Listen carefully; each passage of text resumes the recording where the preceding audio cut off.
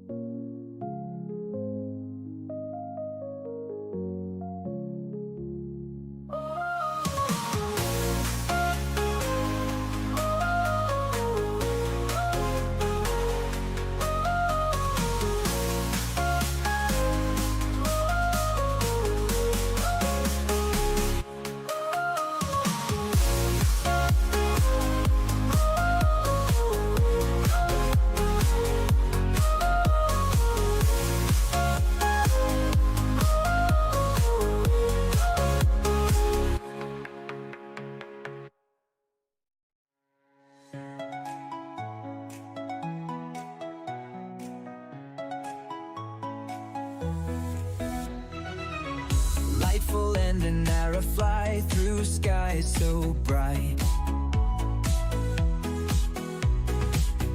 Portals opening, leading to delight. Empty aura vanishes in their sparkly wake, traveling for joy, every heart they shake. Light up the world, find the light inside, together within Nara in a magical ride.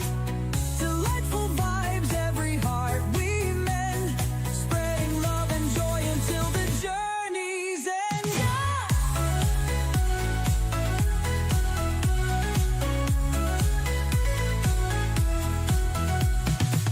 With every portal hop, a new adventure awaits.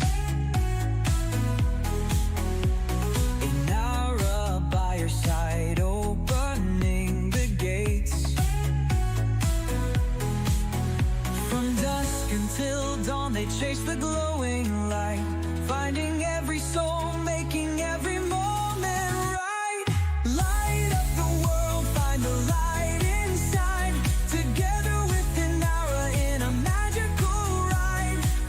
Delightful vibes, every heart we mend, spreading love and joy until the journey's end.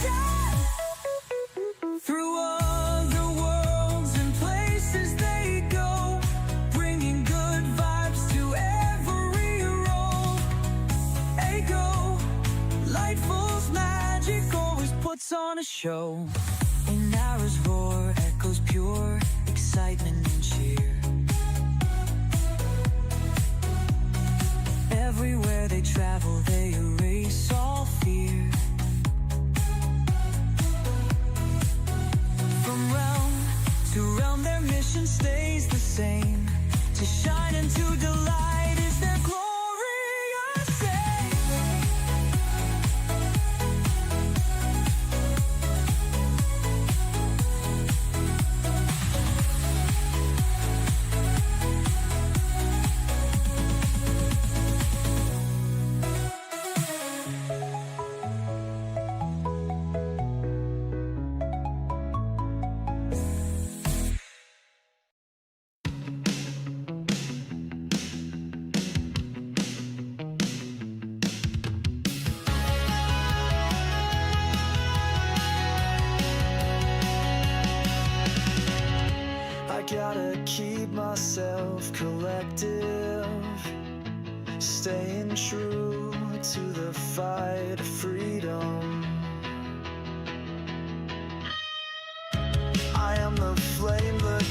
tongue flaring. Take flight and I will bring in the show. Taking strides on the situation, blazing far into a brighter vision. Set apart in this passion I'm driven. Let's set sail ablaze. Diving in, catching wind, feel the spark to soar. I'll take on danger, I'm no stranger to places yet explored. I'm taking chances, bringing what I've granted. Let's set sail ablaze. Let's set sail ablaze.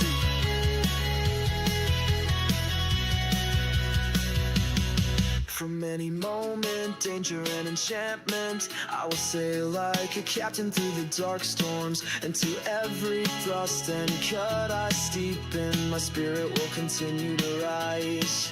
Taking steps to find the brighter outlook. One more day, a new fighting change. Bringing the fire for this passion I'm going to make. Let's set sail ablaze. Diving in, catching wind, feel the spark to soar. I'll take on danger, I'm no stranger to places yet explored. I'm taking chances, bringing what I've granted. Let's set sail ablaze. Let's set sail ablaze.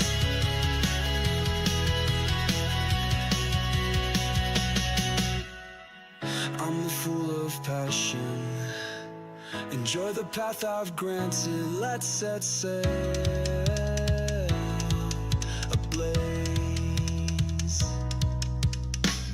I'm the fool of passion. Enjoy the path I've granted. Let's set sail ablaze. Let's set sail ablaze. Diving in, catching wind, feel the spark to soar. I'll take on danger, I'm no stranger to places yet explored. I'm taking chances, bringing what I've granted. Let's set sail ablaze. Let's set sail ablaze.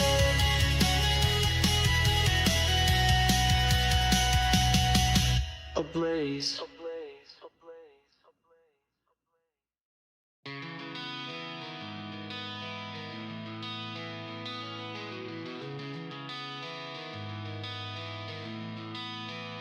I thought I was part of something. Okay, hello. I'm just popping in, or good evening, or good morning, wherever you are. Hi. Hope everyone's doing and having an amazing time. I think it was like a time to finally just drop into a pop stream. Don't expect much. Don't expect much. I was not expecting people to join out of the blue, and because it was literally a pop stream. I didn't announce this. This was not something I announced at all. I mean, I already announced it now for those who are members. But if you found it, then congrats. Hi Magic, welcome. Hello. This is pretty much like the 2026 stream of my year starting off. So there you have it. I feel like I'm gonna be like mentioning all the things that I'm probably gonna be like chilling and talking about. It's like a little recording for myself, but it's also something I kind of want to like post it later, because I don't know, I just have a lot on my plate. I just have a lot on my plate, like pretty much. I don't know. Yeah, this is what happens when you do pop streams. Like you're like, start pop stream. Don't expect anyone to join. Just expect that you're here, and you pretty much improvise. Is basically what's going on. So I'm basically improvising everything that I decide to make a list in doing so. So for those who are tuning in, welcome. I don't expect anyone, again, to be like, there was a stream today? There was a stream? And I'm like, no. I just made a pop stream. I just popped in. Not making it official. Was not even planning to stream this week. I just decided, like, well, I have my hands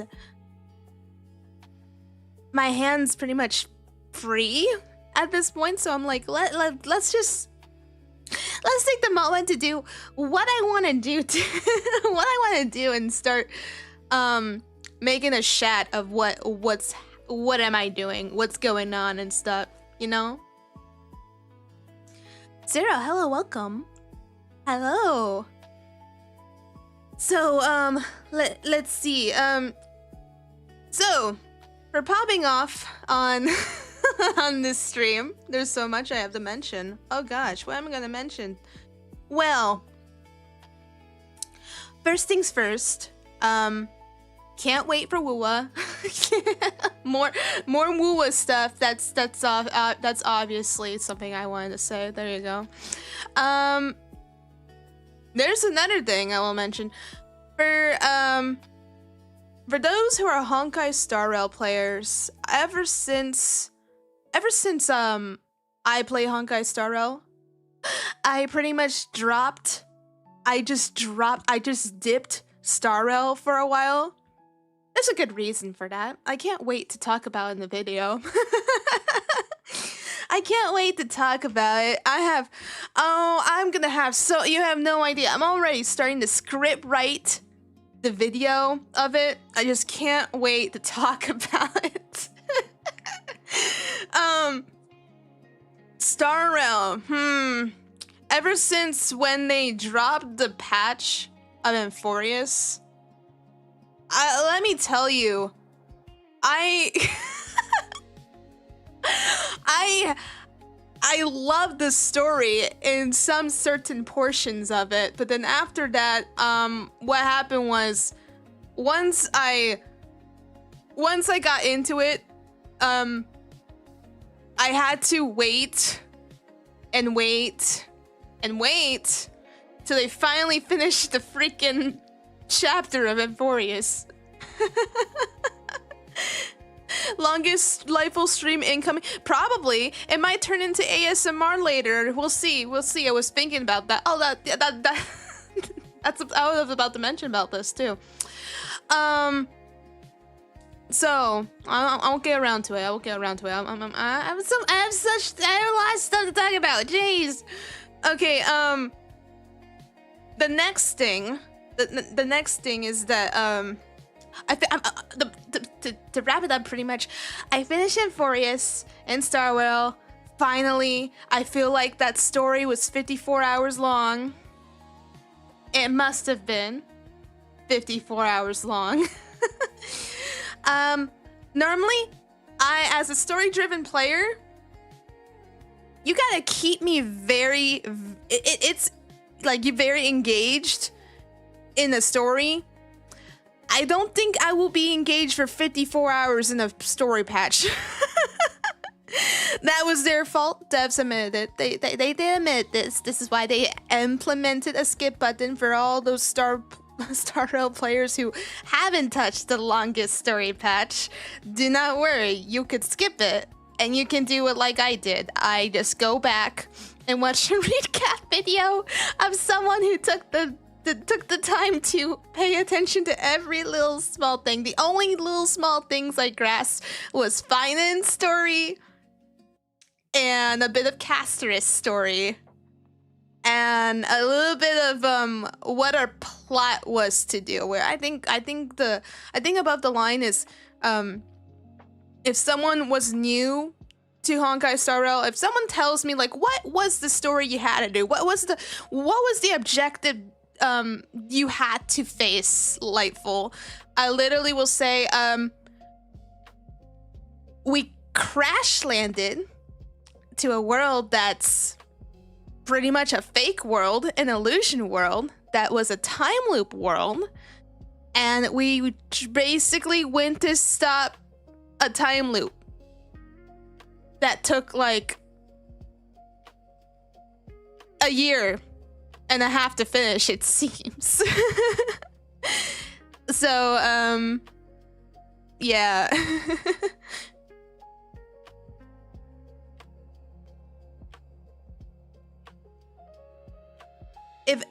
I feel if you weren't invested to Honkai as in general, it would be hard to go through Euphoria's. No, that's the thing though. I love Panaconi's story. And I do love, like, I think all the story, because I was invested in the characters. I was invested in the story. Euphoria's was just the longest story I couldn't held on to. And just basically waiting to go to the next story, just forget Euphoria's. As much as I enjoyed the characters of Euphoria's, like I like Finan, I like Anaxa. I think Finan grew on me as a really good written character. Anaxa was a pretty good written character, but it was basically it was a little hard to pay attention to that story because it was that long. That's all I could say. So, that's pretty much it. If I were giving you the gist of it, I'm just happy. I'm happy I'm done. I'm done. I'm done with Euphorious. I'm just ready to go to the next world now. Also, I will mention, I will bring the Honkai Star Rail gameplays back. I do want to add a little bit of stuff like that besides my wuwa streams. I do want to bring that back. That's kind of what I want to do. The reason why I just didn't like stream these is just because of, yeah, it was more like trying to get it done, not try to be generally like if I were to take my my reaction to Star Rail, I gave myself more of the I want to be done kind of mood. not get the I was not getting the experience anymore. I just basically was like, no, I just want to go. I want to leave. I want to leave Euphorious now. I'm done. It's too much story. I can't process this anymore. Ah! So I'm done. So another one I will mention. So Star Rail gameplays, like streams, will come back. So there's that. So that will come back. And as promised from other people, I might have to do a fundraiser again. We'll see. I don't know when. I don't think it's this month. I think it might be next month. We'll see. So this month is a little slow for me. So I have like more free time for January, which is interesting. So I'm not like I'm super productive with the projects I have currently happening. So that's not a bad thing. It's never a bad thing. So as I mentioned, ASMR. So somewhere in the middle of my channel and in videos, I have mentioned I want to do ambience and ASMR stuff. For those who are curious and want to know, so I don't like very sensitive things when it comes to certain things, because I had to research this because I think I mentioned it before last year in 2025. Like I do like making like sounds of like soundscape sounds, like where, let's say, like in my first ASMR stream, I don't know if it was the first or second, I did like there's I always like to do it with I like to make soundscapes with gaming environments, so that way you have a feeling of the games that you love while listening to something really soothing. And one of those soothing things is like maybe like little bells, or maybe like ocean sounds. So I have a few like soothing instruments, like I have an ocean drum. I personally love that instrument. It's literally meant to make sounds of like shoreline sounds. Sometimes it can be interpreted as rain forest sounds. That's up to you to decide about that. I like bring sounds like maybe like rain droplet sounds. I have like stuff like what was it? The rain stick. Yes, the rain stick.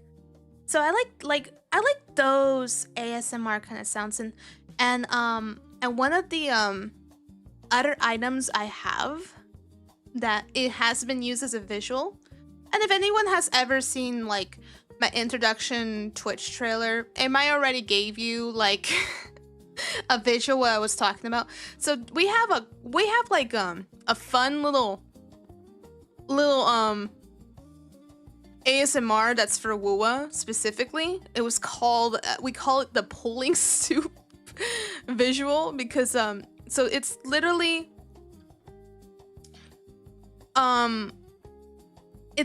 like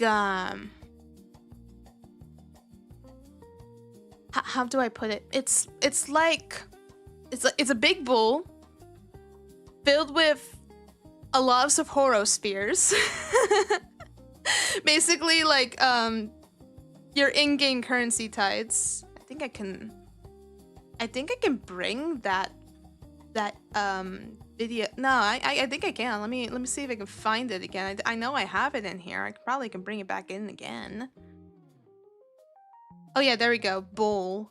It's a big. Oh my gosh, it's so big. Oh my gosh, I made the bowl super big. Ooh, it's so big. Let me shrink it down a little bit. My gosh. Okay. It's this bowl. Cereal, yum. Sharing gossip. What was Iris?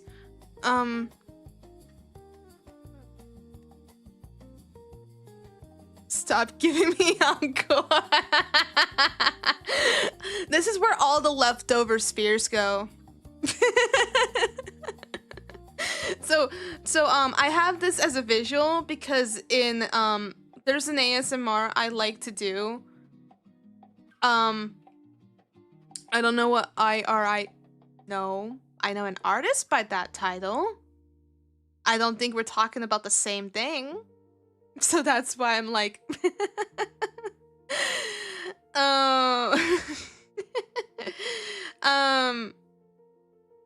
so yeah, I have that. Oh wait, I'm sorry. I feel stupid now. I feel stupid because I had to be like, who's Iris? And then when you mention wuwa, I'm like, oh, okay. It's the blue-haired NPC. Never mind. Yes, I know who that is. I wouldn't remember because my mind is it's like I can't think until you specify like what Iris. I know Iris, like the artist Iris. What Iris? If you tell me specifically, then I'm like, oh, okay. There we go. Now I know. It's the holographic girl NPC that's the best NPC. There we go. See, I know. You gotta be more specific, my gosh. But, anyway. This, my mind's such an my mind is like, it thinks of a lot of things. So, I would normally use this little thing if I wanted to do like a sound of wood and water being stirred, basically.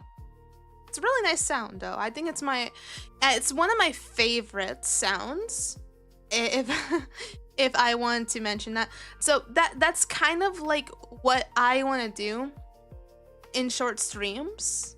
Maybe like 2 hours of it, something like that. And the reason why I enjoy something like that is because I I listen to like rain when I go to bed.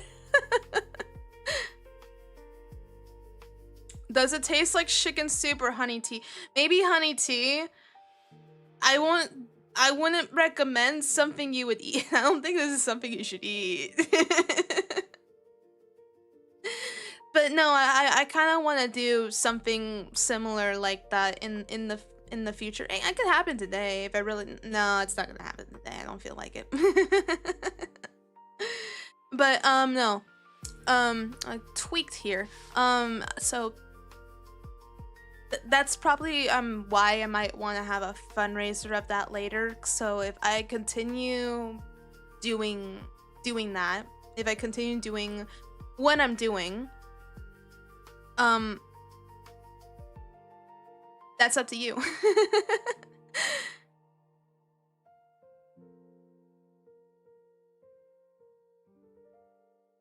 In the soup? There's nothing in the soup. That's your mind playing tricks on you. It's your in-game currency. It's your in-game currency. You need these to pull for her, though. Maybe you want this? But no, that's probably the reason why I want to have like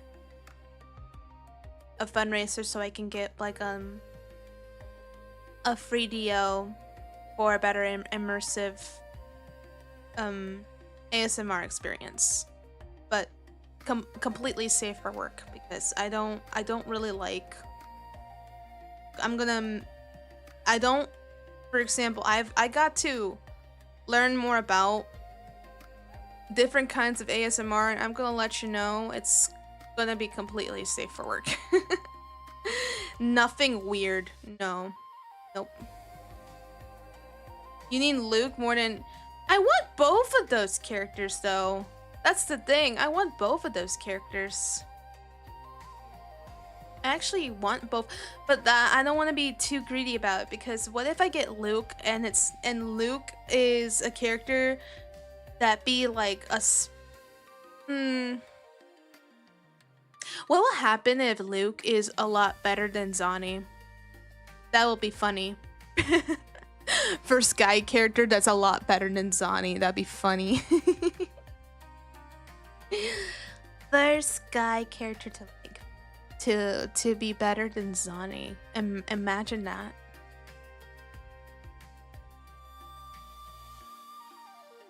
But yeah, that's pretty much what the fundraiser may go to. I think the goal will probably be just...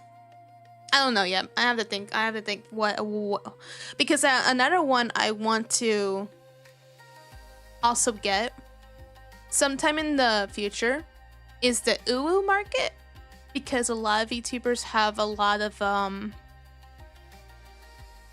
their creations in the uwu market.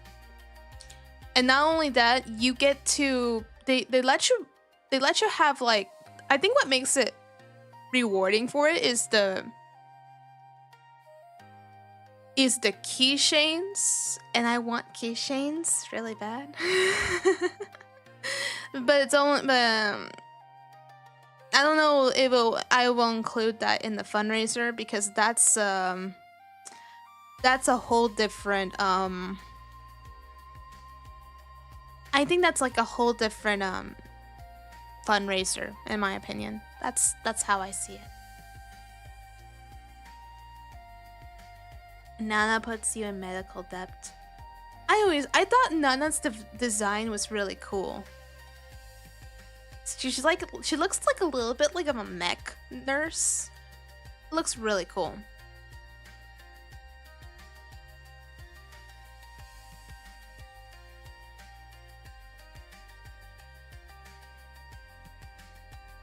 Yeah, but that's in regards to okay, but that's what I'm mentioning. That's what I'm mentioning for the ASMR stuff, because I did say I want to bring that in the future for streams. I will mention that streams on the YouTube side, those will be labeled as members only on the YouTube side. I don't think that will affect anybody for those who like watching my streams. If it's just ASMR specifically, it should not affect anything. Chances are, it's like you're not missing much. If you're just not into seeing me just being if you're not into seeing me talking a lot and just making like ambient noises and just soothing sounds, then this might not be the live stream you want, and don't worry about it, because that's just members only. Just members only for those live streams. For those who are on the Twitch side, I mean, it's free to go back and look at that. That's up to you. I don't make any forces on that. If you want something to relax to, then by all means, there you go. That was another reason why I made a poll this week. I made a poll this week because I wanted to know, like, okay, do you see like some silly funny energy from my streams, or do you see that? Do you think this is something you like to listen to while working, while I'm talking, or do you actually like the cozy type feeling when you're in my streams? Because if that's what you are into, then I don't think you be bothered by my ASMR then. Because since I said it's safe for work, it's gonna be safe for work. There's not gonna be any silly, stupid stuff I like. For example, no mouth noises. No, I don't want that. If someone even asks me, like, "You're banned. You're out of here. You're probably you're probably here for that." No. No. But I like making ambient noises, like the rain stick, moving a spoon into a bowl of wood and water. I like bells that jingle in harmony or melody.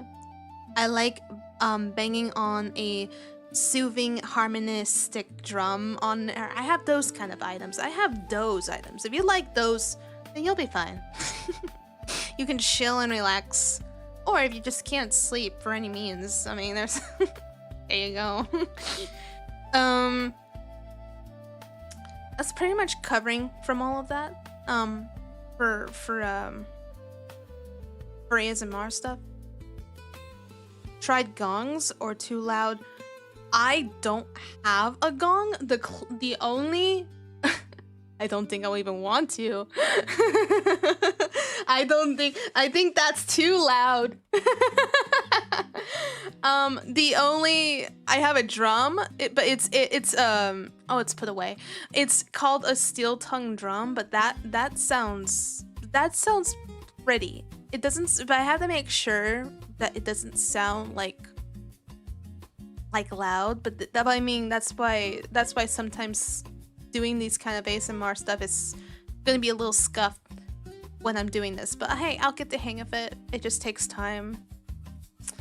And if anyone has never heard of like a steel tongue drum, it's actually a very soothing drum, really. It's so soothing. It has like a little lovely melody to it.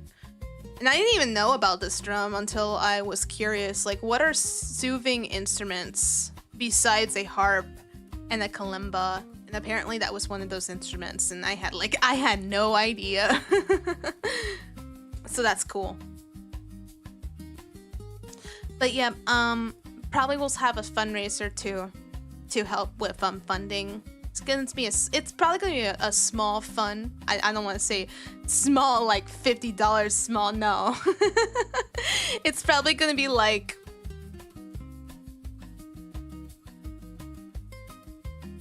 I don't want to admit something that I might change the price later. Estimate price of fundraiser, 300 to 400. But that's literally how I'm fundraising the price. That's it. That's pretty much what I can think of that. Okay, since I covered that one glass. That thing is expensive. I know what you're talking about. I saw that. Okay. It sounds pretty. It sounds pretty, but it seems like it. I don't know how I would make it sound on a live stream. The last thing I want is people not. That's the thing. I have sensitive ears myself. I don't like to hear something that has like a little sharp ring to it. I don't. And the reason why I have sensitive ears to begin with is because I love audio mixing.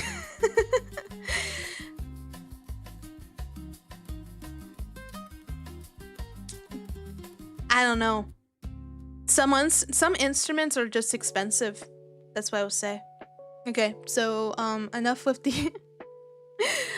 I got the good news is I have enough. I have enough to see what I can try, so that's fine with me. Like even the most simpler of items you have, and you just keep using them, it's fine, really. So let me go backtrack a little bit here. So let me see. So I already talked about that, and I already talked about.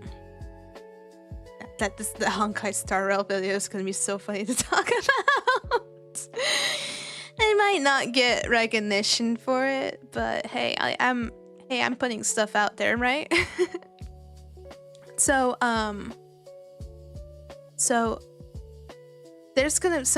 keep in mind there will be like maybe like Wolverine waves ASMR in a way. I think it will be really unique if anyone thinks about it though. Because there are so many backgrounds in wuwa that look so peaceful. Like, why wouldn't you not? There's just so many, and I can't wait to try them out, really. So there you go. So another thing is there is probably gonna be there's a lot of games I can't wait to try. There is that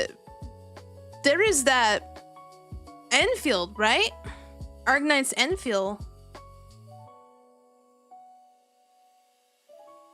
There is that Arknight's Enfield game. I can't wait to try that again. Hope it's a lot better. I got to play the beta of it. I think it was from its first beta. And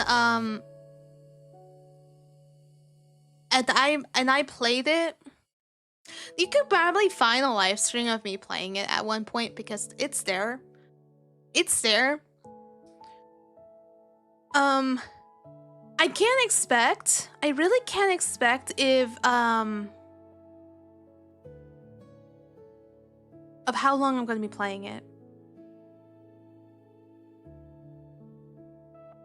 The Song and Game Awards was banger. Oh yeah. I'm familiar with one of the artists that worked on Arknight's music, but they are really known for really. I can't remember their name on the back of my head though, because I mentioned this artist before, and they worked on one of the Wuthering Waves songs too. So they really have great talent with what they did with the music for Arknights. So they just brought someone really good because they also did this for movies as well. So yeah, Arknight's music is really good. If someone just brings in a professional artist that just knows how to make really good music, then you're in for a treat. Technically, you basically be really in for a treat. That's why I can never complain anything about Wuthering Waves music at all, because Wuthering Waves music has been like music that you just can't, like, you just don't really need to skip. Pretty much, there's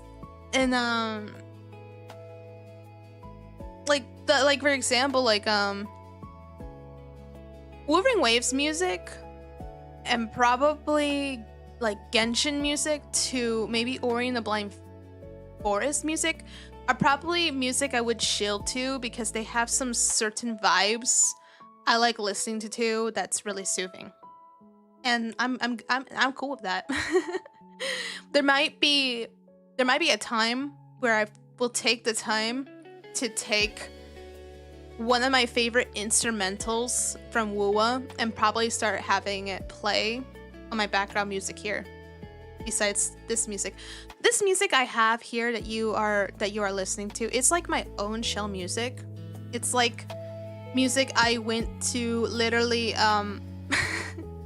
I literally got this generated pretty much. This is AI music, believe it or not. You will not believe it, but it is.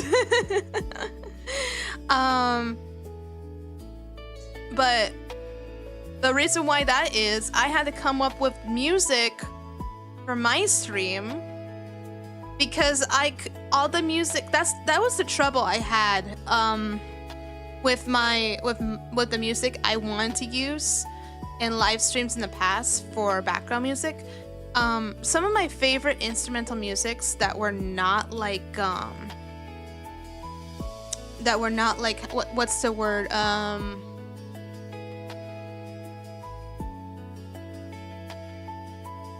like at once they weren't like copyrighted, like they didn't have a license for them, but now they do. And that takes away of parts of the monetization, or I will have to clear the audio out of my channel, and that's the most tedious thing of them all. So basically I just have to like, okay, I'm gonna make my own instrumental music, and I'm gonna make it exactly how I want how it fits the vibe on my channel, and that's basically what I did.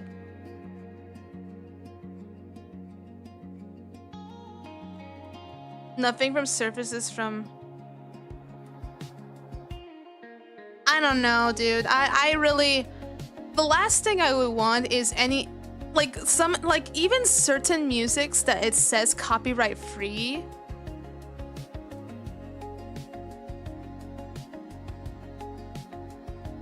I'd rather have my stream be like 100% copyright free than like having some certain track saying, oh, this is actually copyrighted, or it will say, oh, this is actually copyrighted, but since you're using it for monetization purposes, we'll share the revenue with the other person. I mean, cool, that's nice. I like supporting that, but if I want to purchase their license, I would happily like to do that.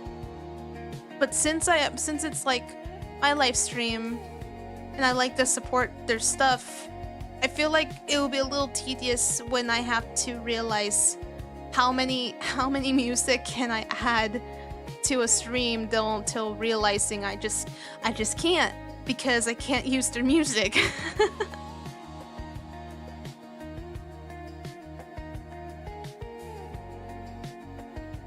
You're making your stream be or feel a 100% you.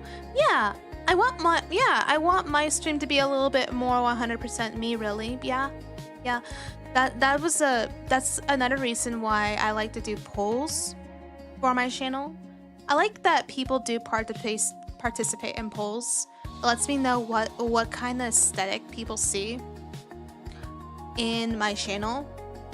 I mean, believe it or not, music actually, like even background music specifically, really lets you know what kind of vibe you get from this live stream. I have heard so many other streamers that put either their own music that can be like a really good rocking jam to it, or I have seen streamers that have used like music that I've heard before, and I heard them putting it in the background of their channel, and that's fine because there are certain music I like and I like listening to, but I always like to hear something a little bit different, like something that sounds like that you enjoy, but it's something new and not something like not annoying. Something like that.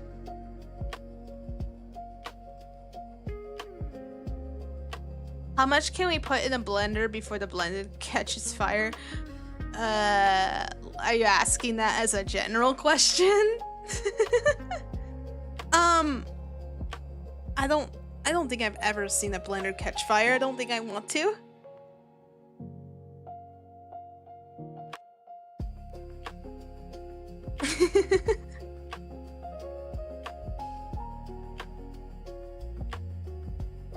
Yeah, but that's another thing.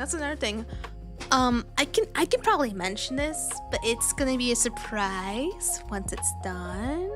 So you're probably familiar with like transitional stingers I have on my live stream where it gets like a little wave warp.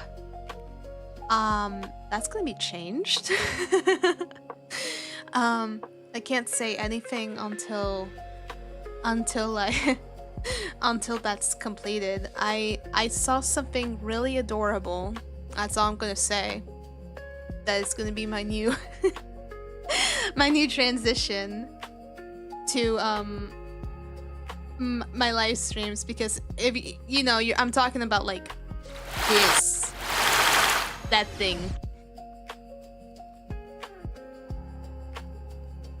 The blender was a metaphor.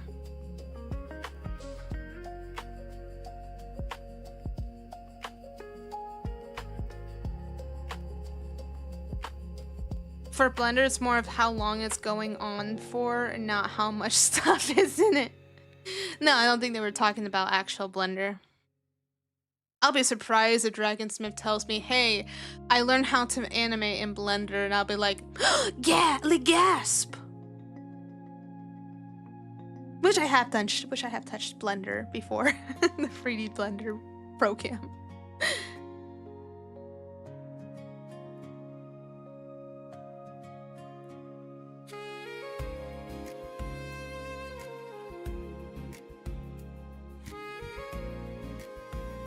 Okay, now let's see what else. I think this year there's probably not gonna be any more story lore videos. I think 2 were enough. When I mean 2, I mean like So I have two stories. I have two lore stories for my VTuber self and Inara. I got one for the beginnings on how I met Inara. And I got another one that is literally just sharing what relationship experience is with me and Inara. So, after that story project, nope, there's not gonna be any more story lures. Nope. The only time there probably will be a story lore is if I ended up getting a new model this year.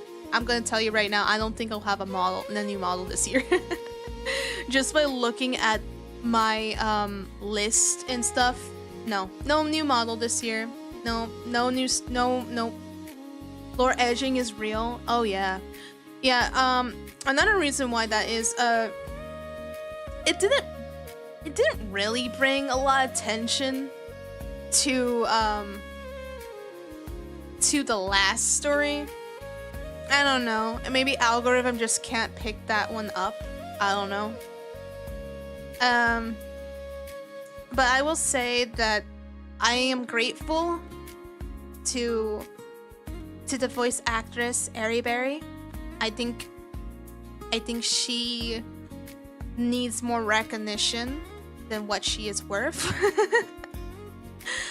She really makes a great voice for Inara, and I'm glad to have her as being the voice of Inara and bringing her voice to life for Inara. It lets other viewers know that Inara isn't a quiet dragon. She actually is she has personality. She has quite a bit of pride. She is seen as someone that really will keep an eye on you and mentor you and kind of nudge you in the back of your head sometimes. But I would say it's quite an interesting thing that I am happy that she became part of my projects. I would love to bring her back in projects if we do more stories of that again. But as of right now, I think 2 lore stories have been enough until something amazing happens. And it goes to show too, for those who are like starting out in being a VTuber, who are starting out being content creator. You don't need like a bunch of stories out there. If you're able to make 1 or 2, that's completely fine. If you already have like something that you want to be made as a product, that's completely up to you. It's however you decide. It does take a lot of work. It really does. And you make with what you got, and I'm happy with what I got.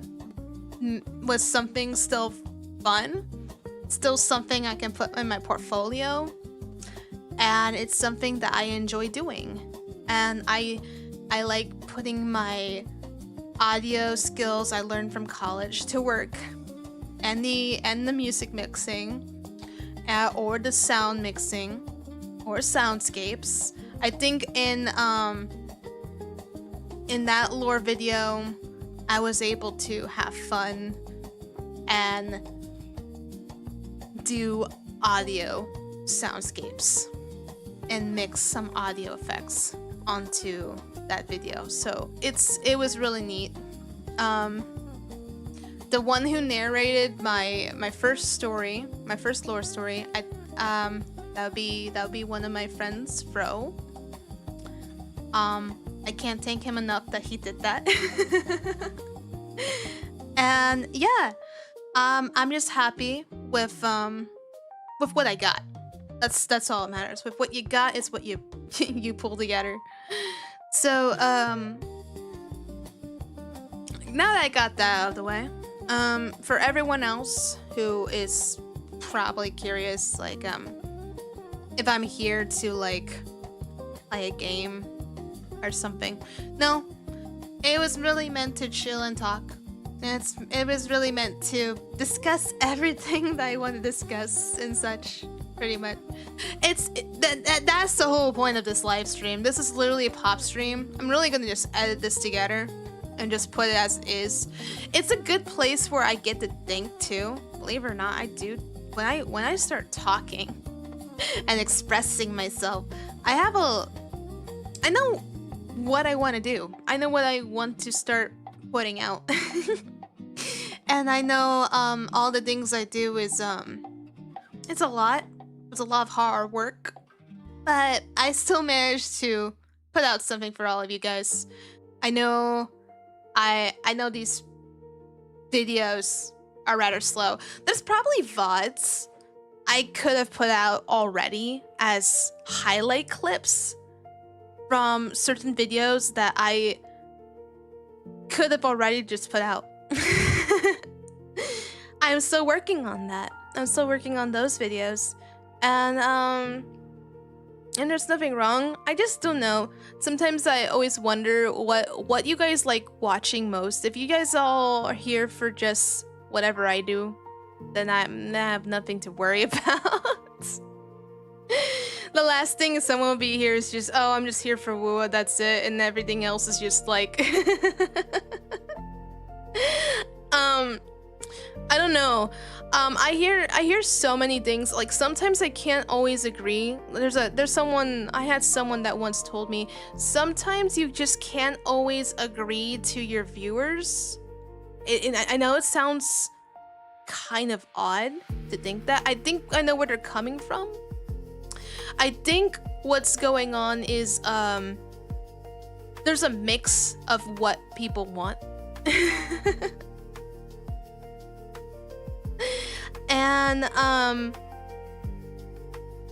And there's always a mix of like, what is she reacting to? And that's completely fine. Like back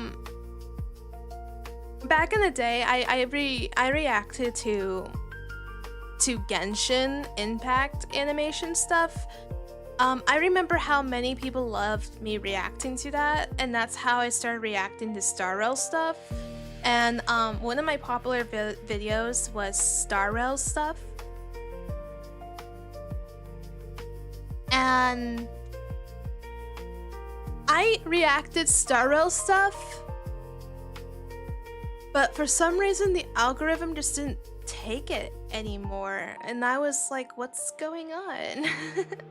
That's the same thing with like Wuthering Waves stuff. Like the stuff I react to Wuthering Waves, like it's either yes, taken by the algorithm or not taken by the algorithm. I don't know if it's because of the live streams that's changing this perspective of long form videos. I don't know what's going on. But it's interesting now, because here's something I will mention, because I always keep, so for those who are mostly in the YouTube side and even YouTube community, because I follow YouTube more than I follow on Twitch, because Twitch is like, it's like the secondary channel in a way for me, but it's still the place I will still stream, because that's mostly what it's meant to be used for, just streaming in general. But I always pour out all my information and post to all of you guys on YouTube posts quite frequently than any other social platform ever. Like, I haven't used so much with Twitch a lot. I still use it. Like, oh, I'm sorry, Twitter. Sorry, Twitter, not Twitch. These names are messing me up. Not the surprise stream while I'm working. My gosh, dang. So, I haven't posted like stuff on Twitter. It's because I don't know. I feel like I should just start posting more shorts on my Twitter, than anything else, because I don't know what to say in Twitter these days. And I also learned Twitter is going through a lot of AI issues that people don't like, and I don't know what to tell you. I don't use Twitter much. The deep fake stuff, yeah, I've heard about that. And it doesn't, I heard there's like even I heard there's like no sense of boundaries with some AI stuff, like that deep state. Yeah, but it's not because. Now, hear me out. I don't personally like Twitter. I used Twitter in the first place just to get my promo stuff out there.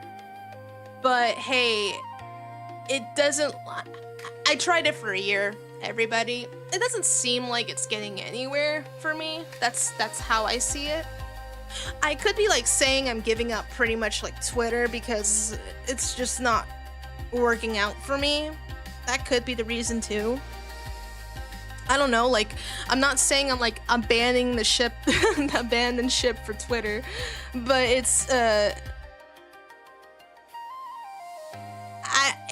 not my, unfortunately, it's not my go-to place in the social media space for me, and that's just the truth. I just don't use it much. So there was like a time there was a time I had like 100 followers on Twitter at one point, and then I ended up going back to 89 followers, and I'm just like, you know what, that sounds about right. You know why I don't use Twitter often? I don't blame if people unfollow. I don't even know who are real viewers or real bots. I don't know. I don't really know who really checks Twitter on my social media page on Twitter, because I don't barely use it much. It's not because I don't want to. I just don't feel like it's my motivational space to do so. I just did posted a Twitter post before streaming that, hey, I was gonna be live. I was just gonna pop in stream. I don't expect anyone to see it till like, I don't know, 5 hours later when I'm already gone. I don't know. As I mentioned, I feel like YouTube posts have been my most go-to place where I just literally have something to post. I don't know. If you guys find my posts or get notified by my posts, cool, that's awesome. That means you actually do check YouTube more than you check Twitter.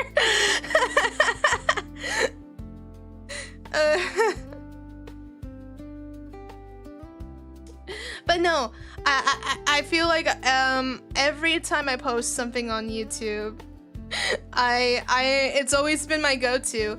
My go-to has been always YouTube. I feel like, I don't know, I feel like my YouTube posts are just more, I feel like more motivated to interact on my YouTube posts than any other social media, than anything. Because it's Discord. Discord is my go-to. Discord has been my social media companion ever since. So for those who are members and or you got gift or you have been gifted membership, you can just drop in Discord and just see my announcements and stuff. And then after that, the announcements will be reposted like from YouTube and Discord at the same time, pretty much. That's how I've been doing it. Because I'm always active on Discord and YouTube. That's it. I'm always active on YouTube and Discord. Always. If I have something on my mind or I have something to update to my community, all of you just check YouTube. Literally. I always put everything on YouTube and Discord. Oh no, she uses this. What? I don't have like No, I don't know if I do. We could put the /s, but I love Discord. Discord is my go-to. Most and everyone, from real life friends to even people I have made connections with, all of them are on Discord. I have too many Discord servers. You would not believe. I have too many. Too many. I can't keep track of them all. I can only keep track of at least 12. I'm surprised I can. But no. Those are my social medias.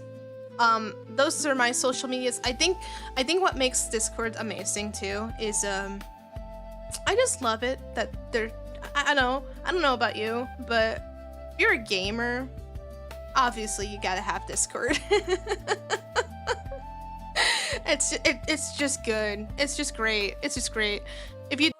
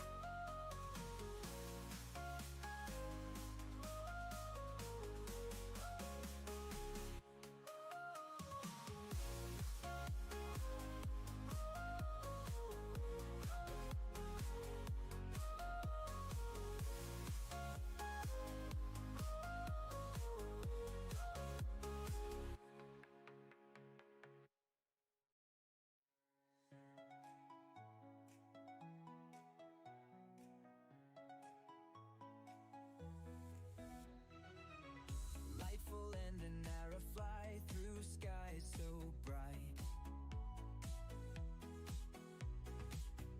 Portals opening, leading to delight. And Tiora vanishes in their sparkly wake, traveling for joy, every heart they shake. Light up the world, find the light inside. Together with Inara in a magical ride. Delightful vibes, every heart we mend. Spreading love and joy until the journey's end.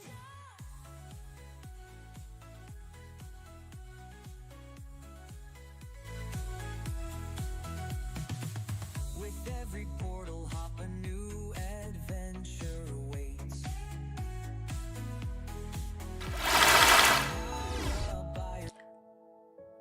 Okay.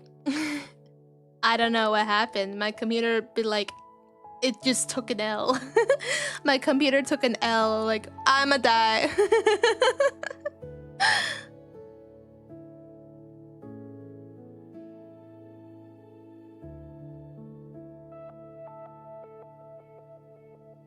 I think I just made my computer work too hard.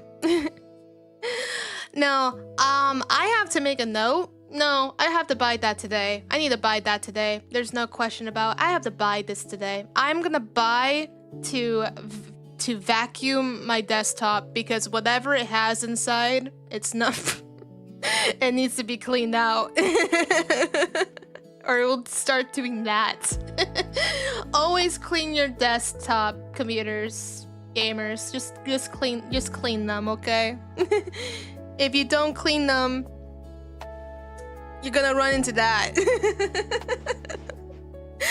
I've been making it. Also, this is one of my New Year's resolutions. Always clean the inside of my desktop computer once a month. Cause I did cleaned it like 2 weeks, but here's the problem with my desktop gaming computer. Don't use, no, not that vacuum. I meant, no, not that vacuum. You're gonna, no, I should have been more specific. The kind of vacuum, the kind, it's not a vacuum. I'm talking about the, I'm trying to think what I really am supposed to call it. The air blower for desktops. That's what I meant. But it just looks like a vacuum, but it's really not. No vacuum. No vacuum. Don't.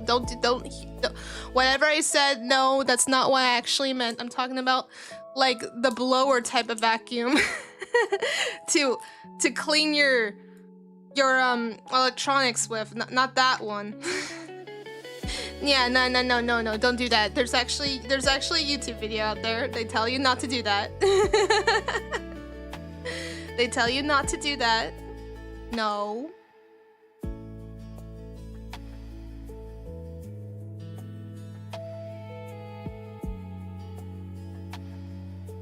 So, like probably 2 or 3 weeks ago, I was cleaning like the fans and the dust inside my computer. Oh my gosh, it was pretty dusty.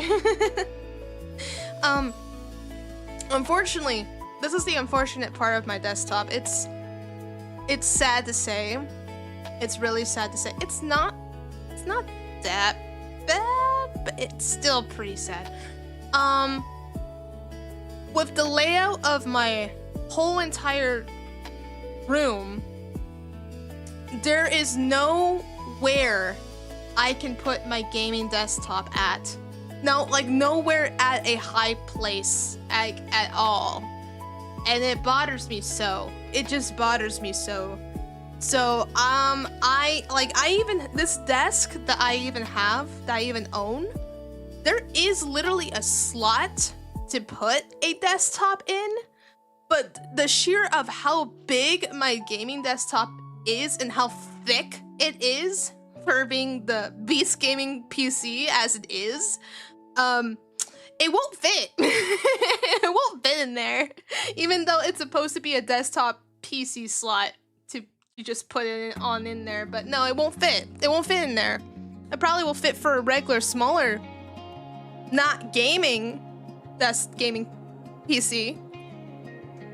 Is it one of those really big? Yes. It's really one of those big cases. It's like one of those where you,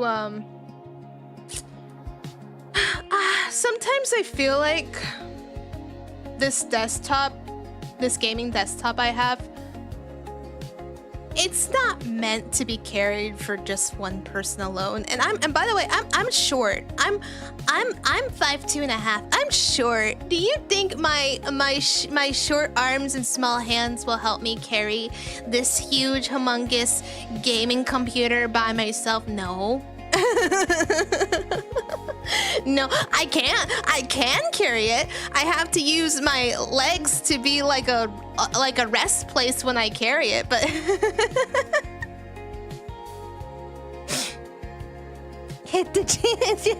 no, I can carry. No, the funny thing is I can carry it. It's just not recommended for one person to carry it though. I'm also afraid of dropping it if I carry it. Okay, so this is what I would do. This is what I did when I had to take my computer to have it checked, you know, just like a check, like something you normally should do if you have a gaming computer like that. I have to take it. So what I would do is put a cushion on top of a big box that can fit on the desktop gaming computer. That way I can carry it without, if I accidentally drop it, it will be fine with the cushion that it's in. And this cushion's like memory foam cushion, you know, just in case if I drop it, because I have dropped it, but I had it so securely in place that I didn't break it. Because I know it was gonna happen. Here are my funny quirks about myself. For example, I own 2 debit cards.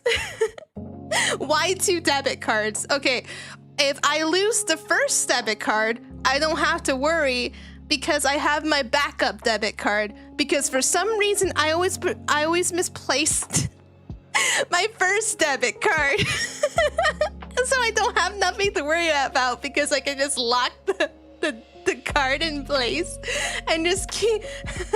But what if you lose both? I have never lost both, believe it or not. I always lose one or the other. Technically you're correct. I have lost both, but not at once. So I think last year I probably lost my debit cards. It's so embarrassing to say. 5 times. I don't know why. Two of those times I misplaced it. I didn't know where they were, and then I get them, and I get like a new card, and eventually I do find my other one. One time I found one of my old debit cards. It was under the seat of my car. And I was like, oh, so that's where it was. Oh my gosh.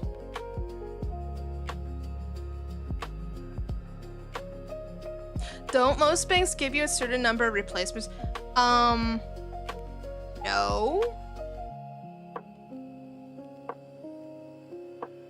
How much does it cost to get a new card?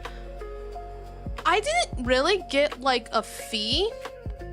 I'm not gonna tell you what. I'm not gonna tell anybody what bank I use or something. But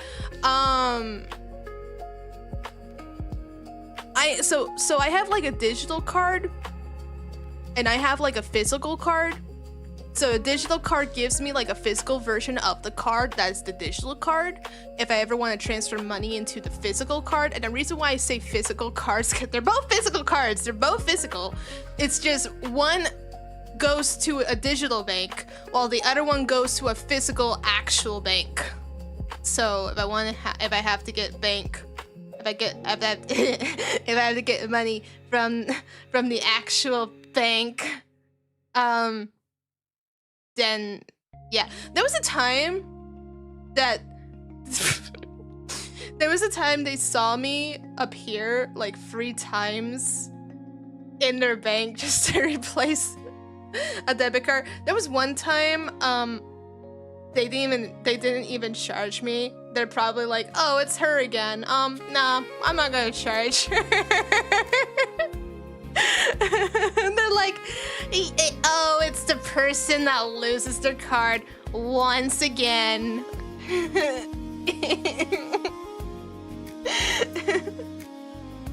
Yeah, oh, it's you. Yeah. You have become a regular. Yes, I have.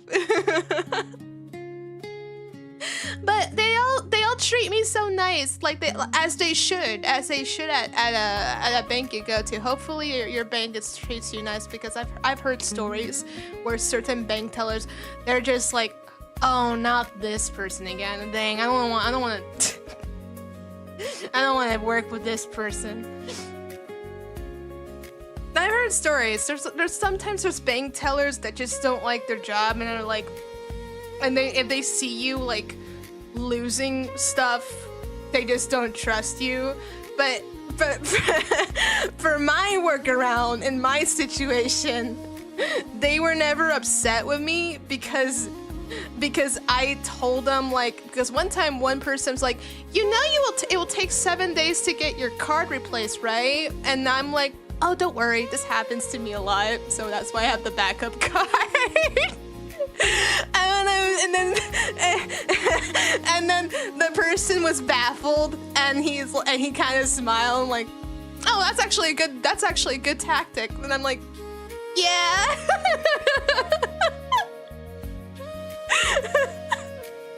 Oh no, you have no idea, everybody. I think this year, I lost my phone 3 times.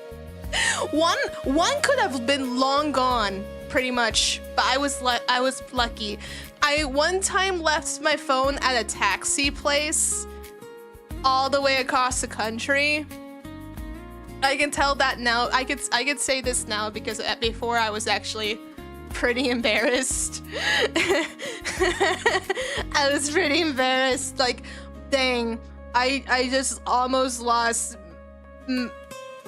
my Z Flip 5 on the taxi from out of the country where I could not have seen it ever again. And I'm a late reactor to these things. Like, I don't think about it till like last minute. Like I thought my phone was like inside my purse, and then someone mentions like, did you lose a phone?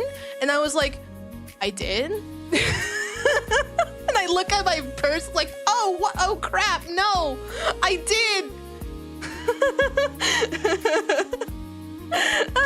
Oh my gosh, I'm it's just funny. You lost your Nintendo DS? Oh wow. But here's the truth there. Here's the truth here. I luckily didn't lose it. The taxi that I was in was an Uber though, so I was lucky because apparently what I learned, if you lose something in an Uber, they will deliver it to you back, but there's like a $20 fee for them doing that, and I was lucky that one was an Uber. So Lightful Wing's actually a squirrel? No, I'm not. Yeah, now here's the thing. I didn't pay the $20. This was one of my cousins requested the Uber when I was like off the country. Yes, I have cousins from off the country. And I felt so bad. I felt so bad because I was like, I didn't want them to pay because of my stupidity of losing my phone in the taxi. Oh yeah, I have cousins all over the place. I have cousins everywhere. I have cousins that I don't keep in tabs with because they're everywhere. They're everywhere. Uber returns your lost goods with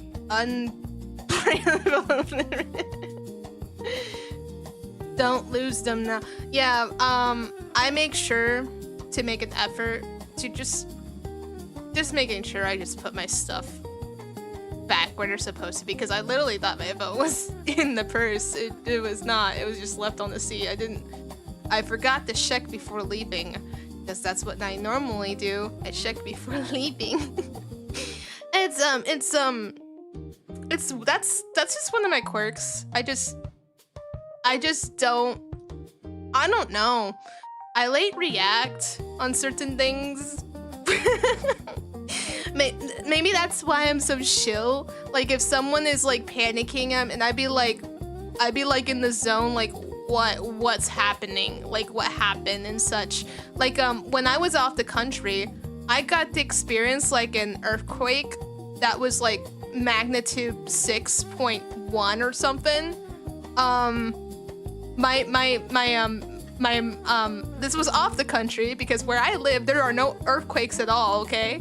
So I was like in an apartment, and I was like on my laptop probably typing, writing, or script writing or something, and like the whole building was shaking, and the whole kitchen was shaking, my chair was shaking, and I had my face like, what am I supposed to be doing? and then I see a lot of people going to the door, and I'm like, you know what? I'll go to the door too. And earthquake probably lasted like, it felt like 20 seconds. It felt like 20 seconds. It was pretty big. It was pretty fast. And I just remember my mother like panicking and crying and wondering if I was all right, and I'm like, I'm fine. So yeah, and I was like so chill and calm, like I don't, I'm fine. Table's probably better than doors. I don't know if that will protect me if I'm literally like in above a building on the 6th floor. I was on the 6th floor. I don't know if a table would protect me. What happened if one of the wall buildings like came down on the table, crushed the table, and crushed me? That'd be terrible. A doorway doesn't offer much protection. I don't know. I was doing what they were doing. I don't know the events of what to do on an earthquake, unfortunately. You're right. The table probably would. Probably, but I don't know. Oh, bro, thank you for the gifted memberships. I'm just only shilling here, but thank you. Thank you.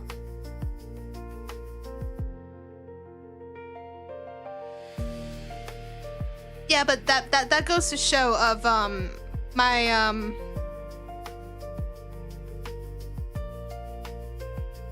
0% to 1%. I don't know. I think no matter what in an earthquake, I still think you're just gonna get injured in some way.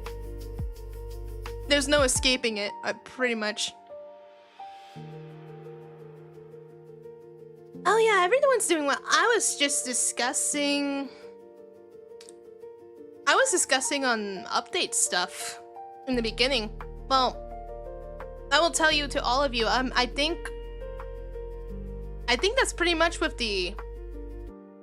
updates in general. But it's nice to tell you about my quirks. That's my quirks though. I don't know why I'm really bad at losing track of stuff. I'm glad I have the approach on how to go my way about it. That's completely fine. I did say I could be a little uncoordinated, like stuff. That's the same thing with me when going to a place I have never been before. I always 100% use the GPS. I'd be like, I don't know how to get here. I'm concerned of getting lost.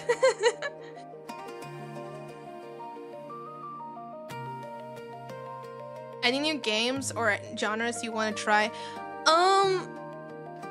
Well, I am trying to see. I haven't got any information of it as of yet. I'd love to see if I got any information on it as of yet, because that would make my dream soar a bit. There is that one new... There's this one game I would like to try, and I've been in their server even before their official trailer in the Game Awards, because I followed it for quite some time, which is Animo. It's basically like Pokemon in a way, because I love Pokemon genres. Don't get me wrong, I love them. I personally love them, because that's just me. Warframe? I could never get into Warframe. I tried it such a long time ago. I don't like it. Palworld? I could try Palworld if I have friends to try Palworld with me. I think someone mentioned if I had Palworld, and I was like, yeah, but I didn't touch it all that much. I did. So for any of those who have been in my live streams in the past,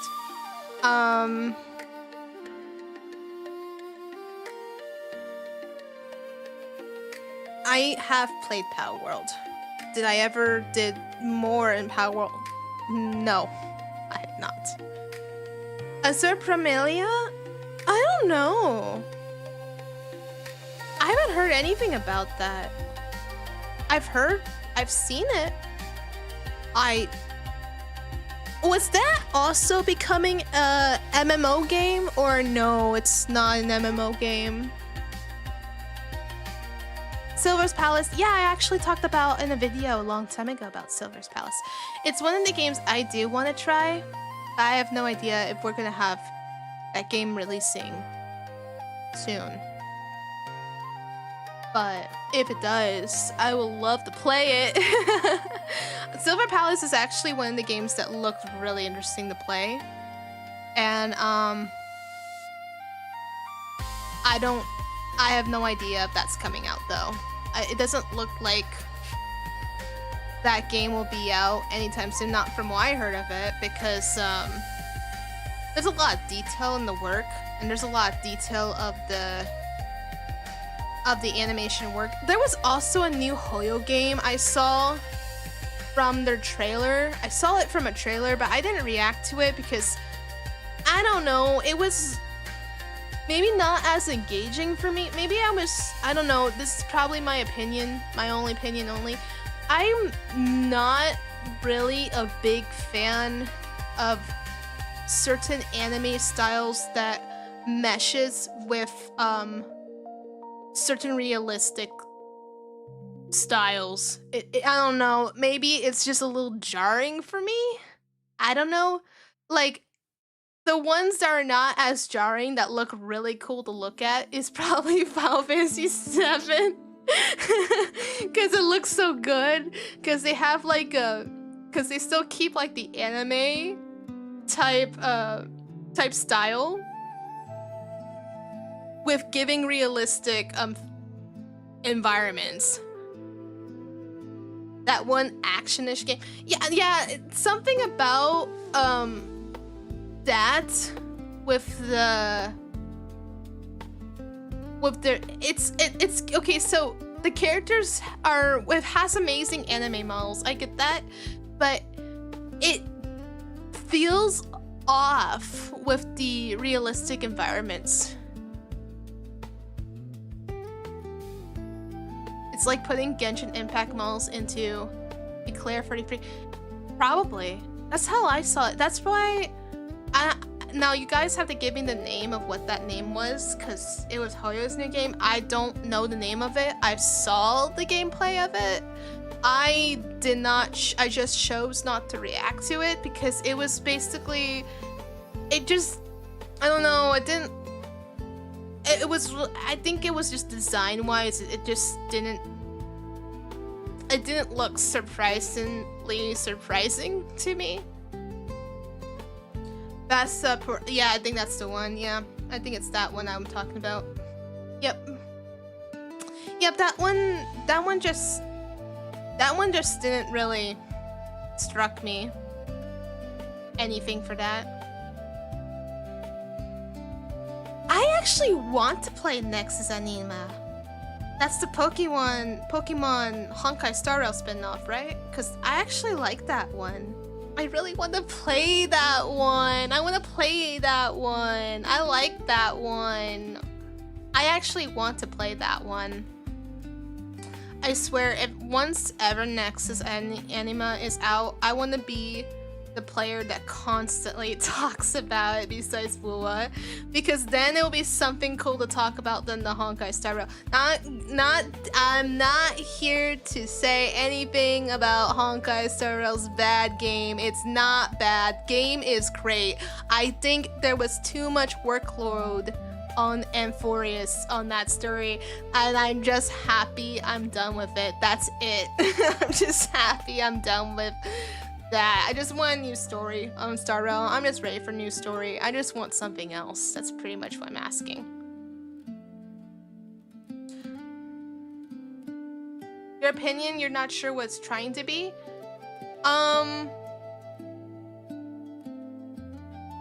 Well, I bet they're changing a bunch of stuff now due to the fact that Pokemon's trying very hard not to have anyone copy their game, which it feels a little weird to say that, but hey, they had their chance.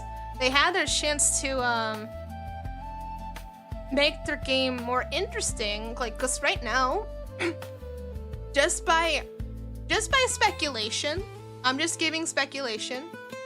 This is my opinion. like my very big opinion of it. People can judge me all they like of that.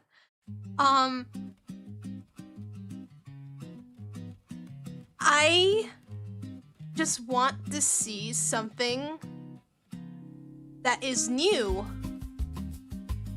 in the Pokemon world. And so far over the years, Pokemon has done the same thing. And my last Pokemon game, as a big Pokemon weeb, as a Pokemon veteran, my very first Pokemon game was Fire Red. My last game was Legends Arceus after Scarlet and Violet. Gen 10's gonna be, they have to surprise me first. They have to super surprise me to get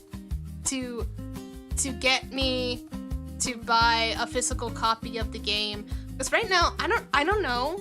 I don't know about you. I don't know if this is happening with Nintendo, because this is so weird.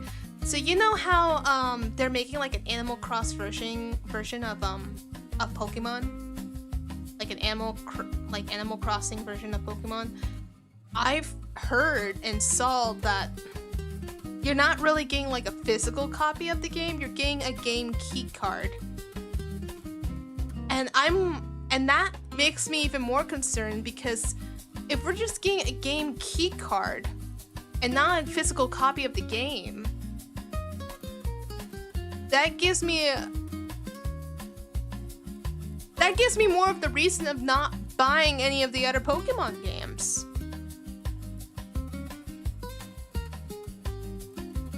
If Gen 10 is not a physical copy of the game and it's just a game key card, I don't know what to tell you, everybody. As much as I love Pokemon, and I have supported Pokemon for a very long time.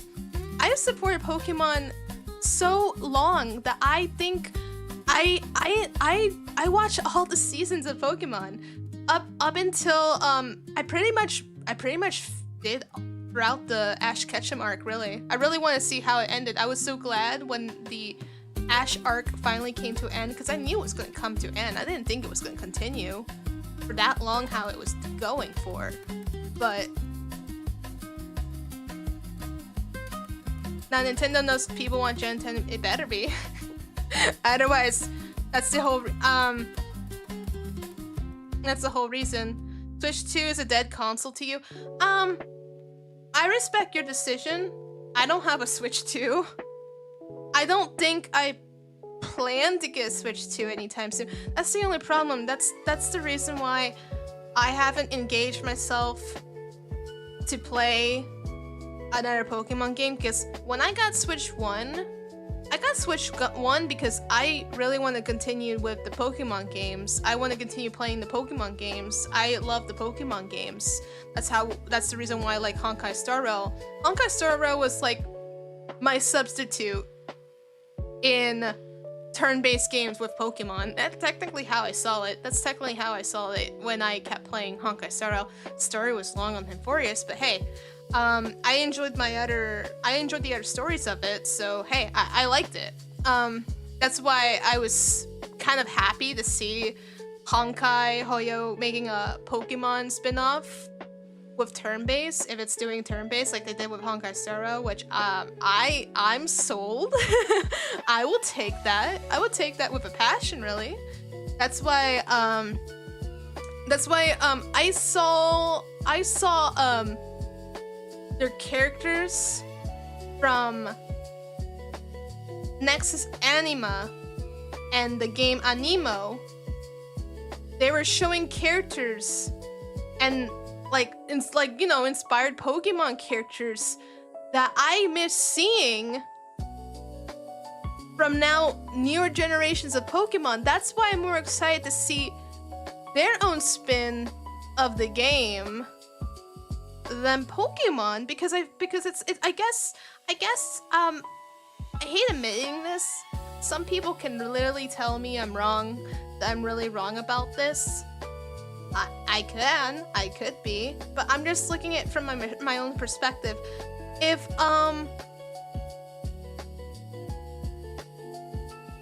I heard things like their DLC expansion, their expansion on ZA is literally like more of the Mega Evolutions expansion and no other content whatsoever. That's what I heard. So if that's the case, then now they're sounding now they're literally implying that they're making their games more lazy and more marketing. Back then, this is the reason why it's hard to find the old Pokemon games now, and I'm so happy I have my old Pokemon games because now they're like expensive, like $100 expensive due to collectors and such. Like my as I mentioned before in my last stream, my Pokemon Mystery Dungeon Explorers Sky game, I have the cartridge, I have the guide, I have everything, like in like new condition.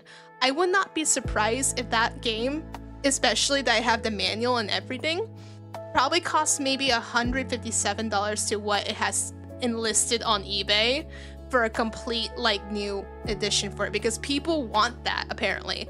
But I choose to keep it because first of all, story is good. Story has heart into it. I love when music was so I think I just like when old Pokemon games were just filled with heart.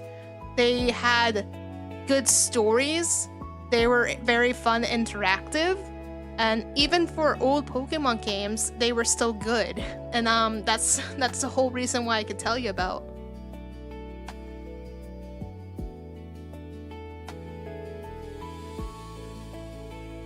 Oh, I came back from an ear piercing of some based opinions. Well, that's my based opinions. Yeah, I'm a Pokemon weeb through and through. I love the Pokemon games. But this is the reason why a lot of people rather play Nexus Anima, Pal World, probably like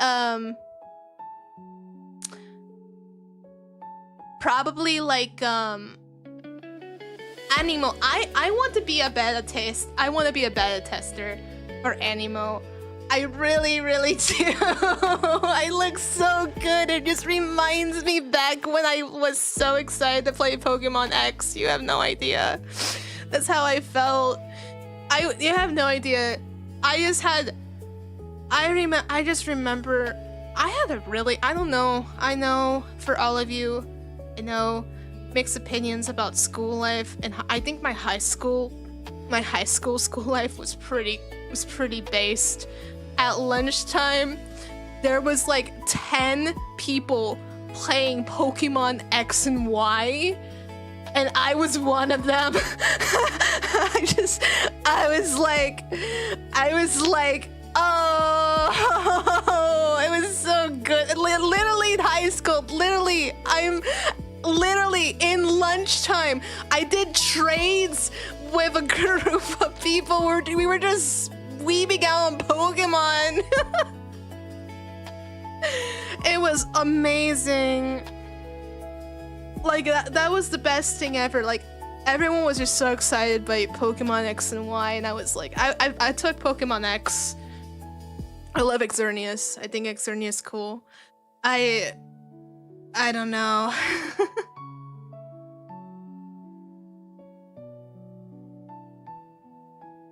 I think I missed I went to school. You missed the fur of knowledge. People don't remember there was a peak era for more modern Pokemon. Yeah. I don't know. It's the same. Okay, so I think like for example, like Pokemon Sun and Moon, they were fine games. I don't say they were the peakest ones. But then you notice after a while when it the game started to dip. That's where I literally have mentioned about myself thinking of future Pokemon games, because every time I see new Pokemon games, I wonder to myself, like, are the devs not as experienced in 3D animation than they were in the beginning, like the animated sprite art, because if that's the case, I don't care if they go back to the animated sprite art. I think that's when their games were really good. I know it's not appealing for some, but look at Honkai's. Not Honkai Star Rail, but Stardew Valley. That Stardew Valley, everyone still plays Stardew Valley with sprite art. It's still a pleasing game to play. You don't think they have the same team anymore? I don't know. Something happened after they brought 3D models. Something happened when they started bringing 3D models. Like, they said goodbye to sprite art, hello to 3D models. But then when you look at it, some 3D models in the animation, like the 3D models are fine. The animation though with the 3D models are as if there are two different things. It's either the team can't do like animations on 3D. Like, I mean, they started to do it justice a little bit with Legends of Arceus, but I didn't see them do anything surprisingly better when they brought ZA. And I mean, ZA is like the sequel to XY, but it was like, I don't know. Something just didn't feel right. Something didn't look right.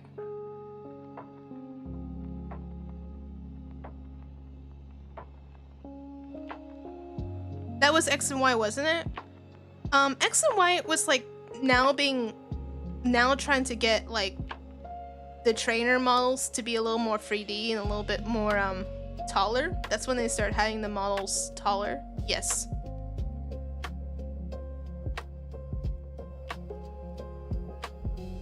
Pokemon Champion?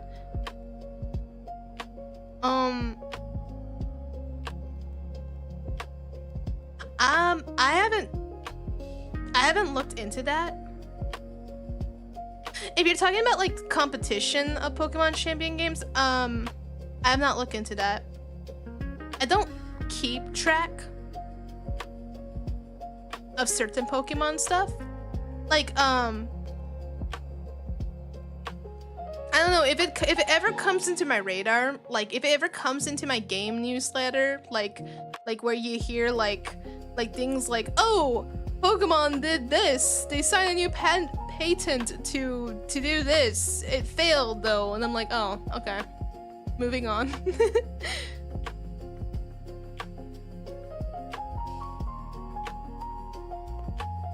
Wait a minute.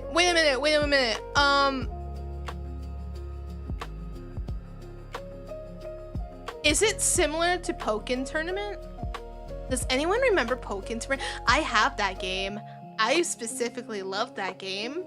I wish they can not throw away that game of how much potential that game has, because I personally love that game.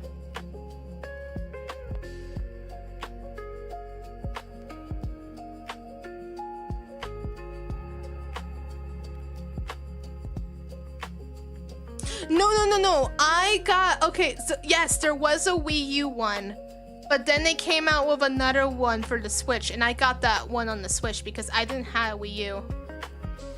Although I heard Wii U wasn't their greatest console. Hi, Bang, welcome. I'm just chilling.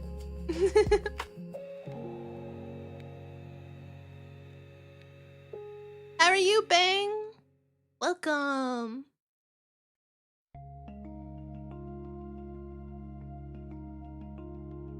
The 3D saves from the Wii U. Oh yeah, I remember that.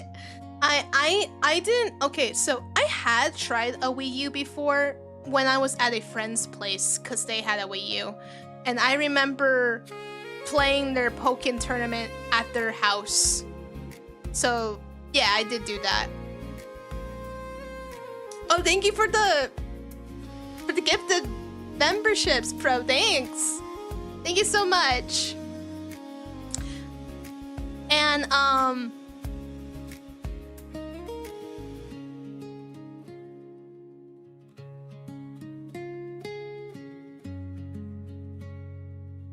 Oh, thanks. Well, I'm glad you enjoy it.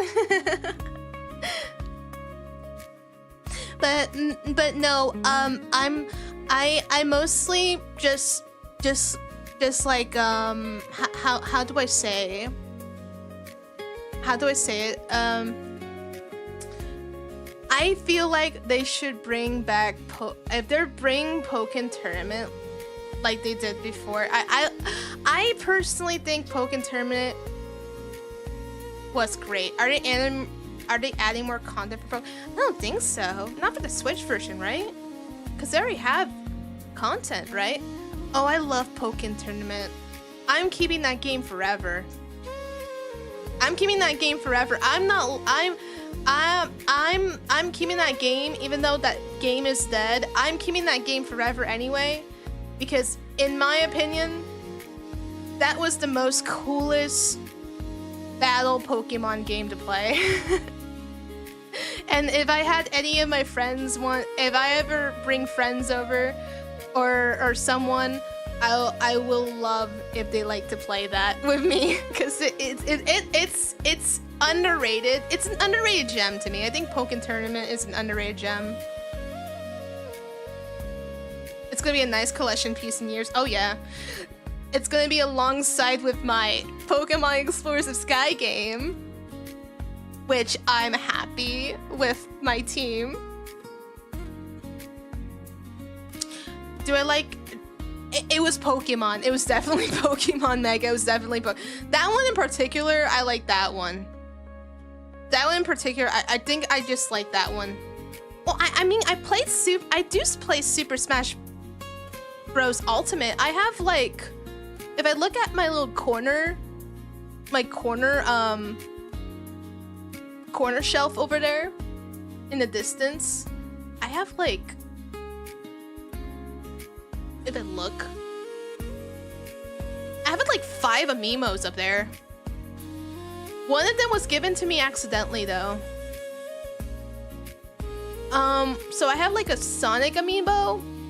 I have the rare amiibo. It's literally the rare. I have the Cloud Strife Advent Children amiibo, the one where he's wearing the Advent Children outfit. I have that one.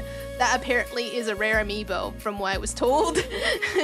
I have Corrin, the female Corrin, which I was also told it's a little rare to get female Corrin, but I have female Corrin.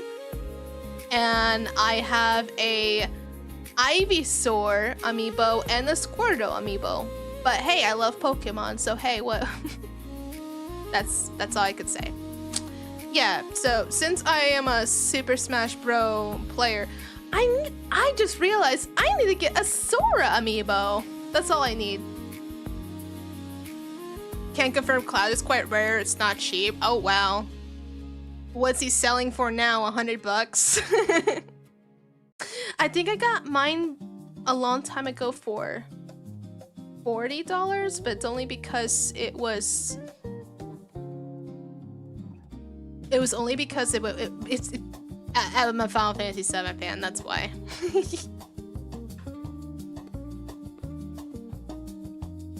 You will love the Piranha Plant amiibo. I remember when that was introduced, a lot of people were like disappointed. They were like, what? Piranha Plant? Really? Why Piranha Plant? Why Piranha Plant? And then I'm like over here like, why not? No, everyone thought that Piranha Plant was pretty cool though. He had the Piranha Plant as a character had a personality to be in my opinion. I had no issue with it. Then you also get Steve. Wasn't there Steve from Minecraft? Was that also a thing? Yeah. Oh, it was. Oh, it was. I was wondering if that was that actually a thing, because I was thinking to my mind, was that a thing? They put Steve from Minecraft to Super Smash Bros. And then when you tell me it is, like, oh. Joker from, they also added Joker. Oh, I remember when Joker was introduced. I think a lot of people were happy though. Joker was pretty much a pretty good decision. No. Sora was the last one, I believe, because I remember the moment. I was one of those fans. Where I literally was like, are they gonna put Sora from Kingdom Hearts in Smash? I still have a favorite reaction video where everyone just went wild when it was Sora from Kingdom Hearts in Super Smash Bros. I was one of those wild reactors because I did want Sora from Kingdom Hearts in Super Smash Bros. Everybody did. I'm not the only one who thought so, but we also thought it was going to be hard because it was like also licensed shared with Disney, so we weren't even sure. So I was so happy. I was so happy when that became a thing. I'm still so happy that became a thing. That's the same reaction. I don't know if anyone knows this YouTuber Maximilian. I follow Maximilian because he's just a big weeb of Final Fantasy VII, and I'm also a big weeb of Final Fantasy VII. But I like when he reacts to. I love his reaction when Cloud Strife came out, and then Sephiroth made an appearance. I think that was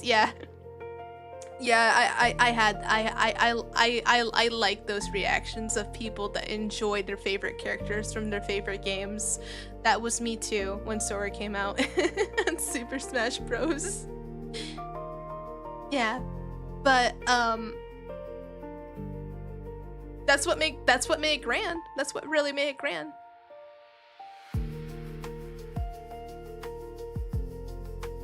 You were so psyched. Having grown up with Final Fantasy VII was surreal. Yeah, it's a surreal feeling.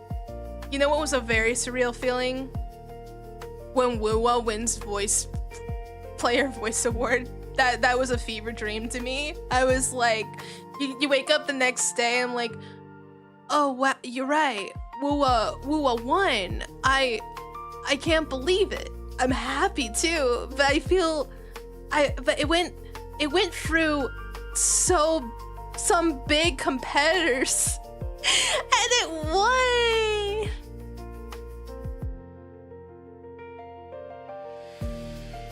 The remember reaction of a guest of Fire Emblem character getting announced and he was screaming stuff. I remember that. It was such a long time ago. Uma fought Big Uma in the fridge.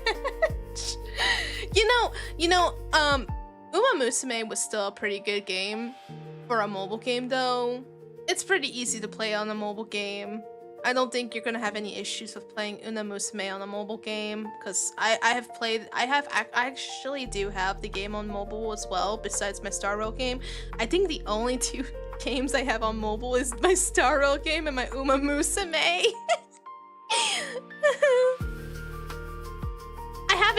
I do remember installing wuwa in my, but that's why I was out of the country, so that's why I install it on my phone. But hey, I normally play wuwa on my computer.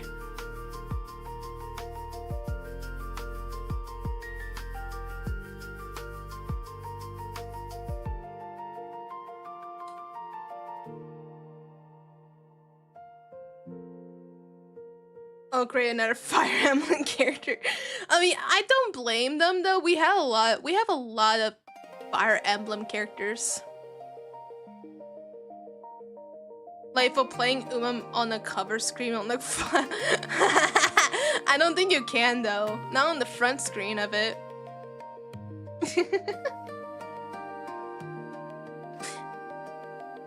You can? Can you really play on the front screen? How? I am surprised. With a mod for the cover. Really? I don't think I would do it though. I don't think I would do it like that though. I don't think I would do that. I just like my cover stream of seeing a picture of me with Inara. I think I'm happy with that one. Nah, I'm good. I think that's a little overboard. Come on, I think that's a little overboard, don't you think? No, I'll just play it regularly, like all other phones do.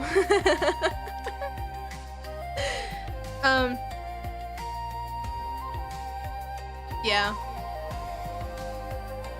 So I just realized something because this was so interesting. Apparently, I don't know why, but I can't connect my Steam account of Uma to my phone one. So it's like I have two different accounts now. So apparently I ended up getting like the special skins on certain characters in my phone version and just have the special limited characters like Mihoro Burobon on my Steam one as an example. Tried asking customer support. I would have asked customer support, but I didn't really care too much to even ask because it was not really it was not like really necessary in a way. What's better than one game, two gambling accounts? Well, that's the funny thing about me with playing on a Musume. I don't really use it for gambling. I just use for the level up the horse girl characters and just do it like that, pretty much.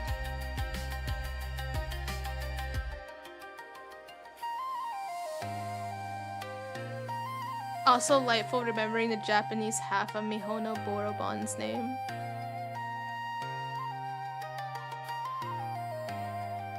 What's that supposed to mean?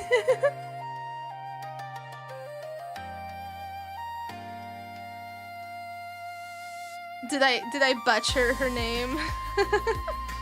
Just like how I butcher every other character's name.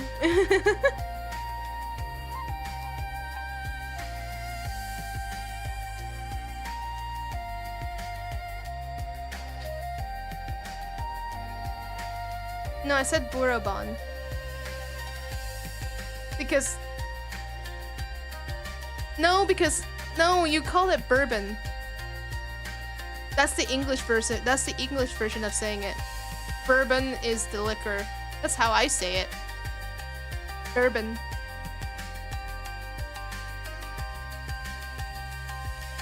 I don't think I would call Mihono bourbon.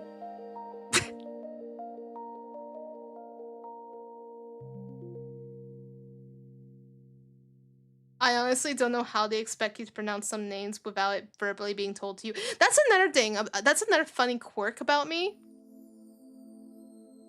They will at one time tell you how to pronounce the name in the game, and then I will remember how they say it. Then I immediately forget how to say it. And I say it in another way, and then I don't know why. It's so funny. That's the funny quirk. I think it's like I will remember it at one go, and then I forget. Like when I saw Shuyen, I call him Shiwan. I kept calling him Shiwan in the live. It's not Shiwan. It's Shuyen.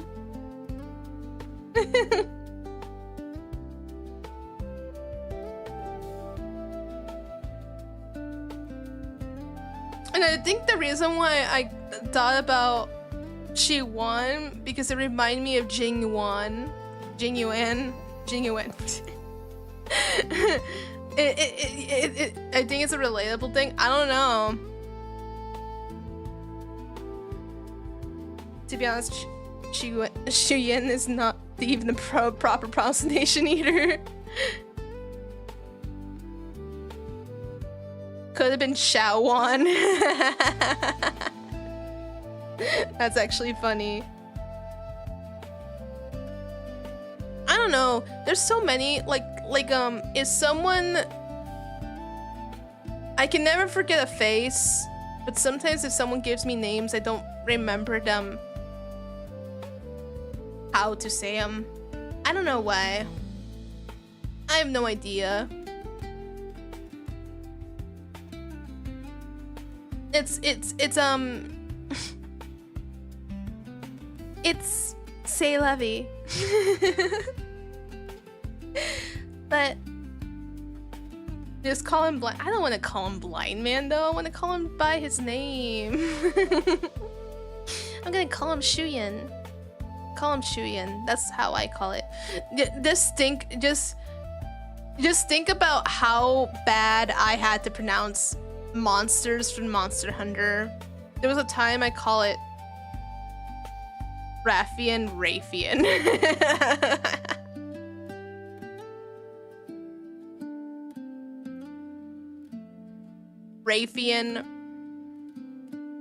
Raffian. Ink Man, Mr. Game and Watch. Oh, I know you. I haven't. You know, I never touched that game before, but I know what you're talking about. Funny enough, that character was also. I think he's also a Super Smash character.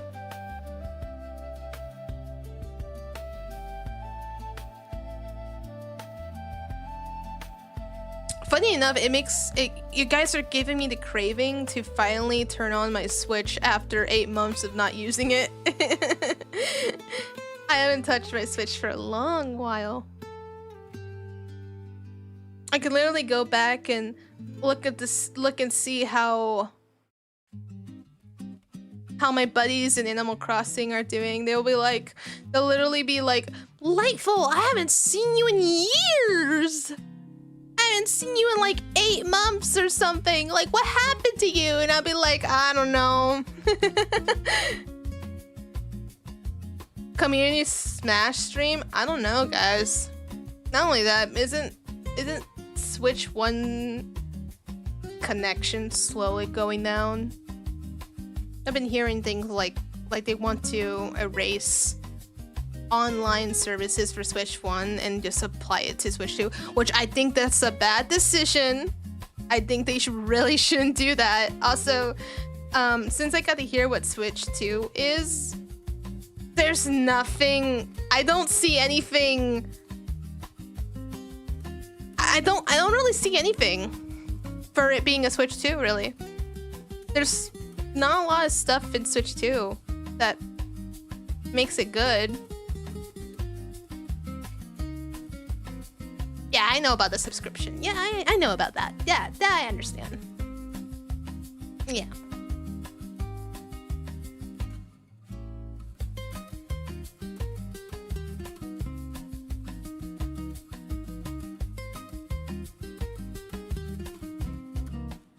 I probably have to.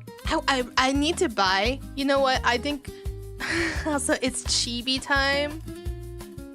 Oh no, I'm being chibi-fied. Oh no.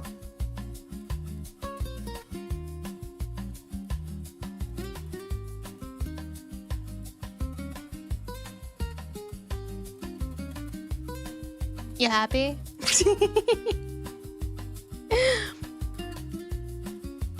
I've been chibied.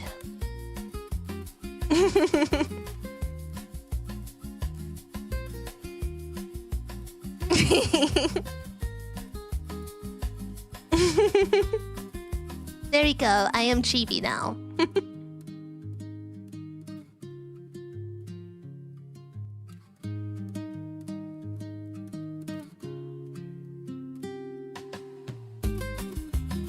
This is why you have all your coins. Yes, that's that's the point. That's the point of the Twitch redeems. You have the power. You technically have the power. Wait. Can you still have the power to see if you can I don't know, see if the crane game works? The crane game should work, right? Do you have the power? I want to know. I have not seen anyone use the crane game.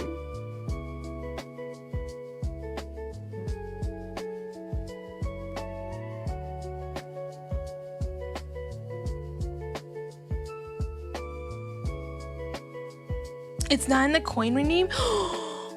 Well, why didn't you say so? I'll fix that.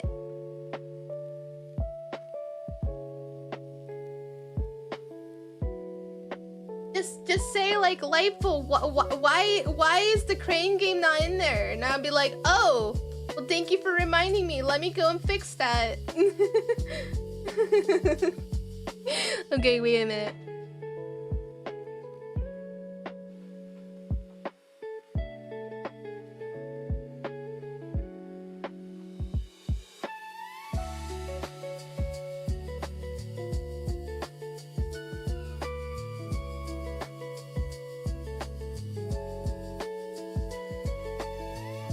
You don't want to trouble me? You don't want to trouble me. I think I probably turned that off when I was live streaming the new story patch. That's why you didn't have it. And the reason why I turned those off is for those who want to see the VOD, they don't want to be interrupted with the with the crane game in front of their face. Now, I don't think it would have been a big deal if the crane was smaller, but I can't really make it smaller. I would if I tried. Okay, I think you could try redeeming in the crane game. Don't try not to abuse it too much. Oh my gosh. Just did. Hopefully it works. Hopefully it's like, if it doesn't work, I have to go back and be like, why are you crane game not working? You'll try again? If it doesn't work, I have to go and see why it doesn't work, because even I want to make sure that works, because I personally like the crane game.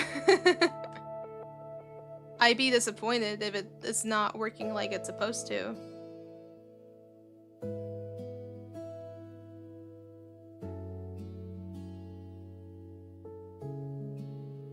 You just redeemed it? Yeah, I didn't see it working for some odd reason. I don't know if it's because I don't know if I have to go and see. Because I know I had to restart some things on stream elements. So let me see.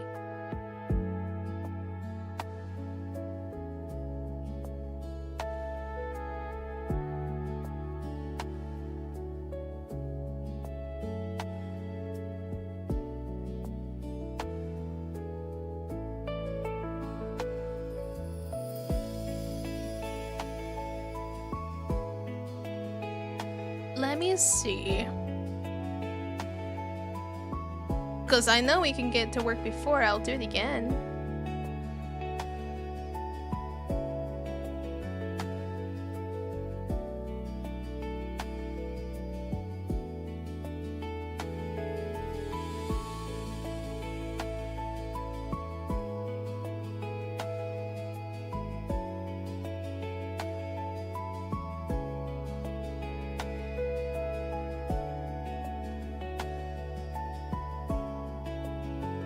It works. I tested it out myself.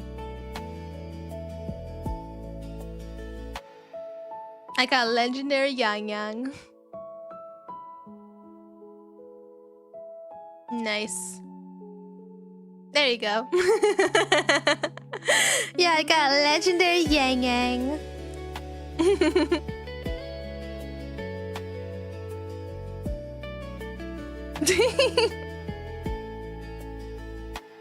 Yeah, I stole your legendary. What you gonna do?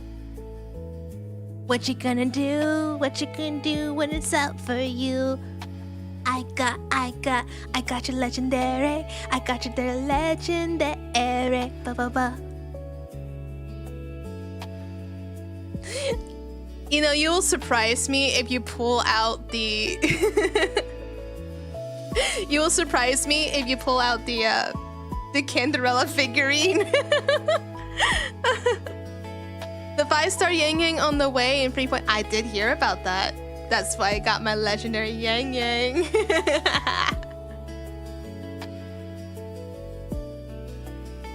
got an alto.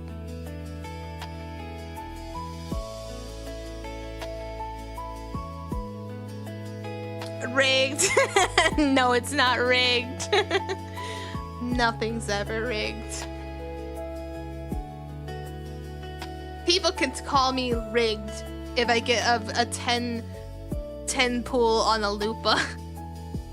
People can tell me it's rigged when I got 2 10 pull on a Cardiophilia. I still don't know how I transitioned from a 2 10 pull of Cardiophilia to a 1 10 pull of a Lupa. I don't know how that works. But hey, I showed the results. I showed my list. There is a result page. I showed my result page. And they then figure out, no, it's not rigged. My 4-star Yang Yang's maxed out too. I think a lot of our 4-stars are maxed out if you have played for a very long time. You're over on Twitch, you want to try the crane? Yeah, try the crane! Join us in the crane game. There's a cooldown though, because people, I'm not gonna say who, abuses the heck out of the crane game. Yeah, the wait, it's on cooldown. It's on cooldown. Just wait for it. There'll be, it's only like a, what, 20-second, 40-second cooldown?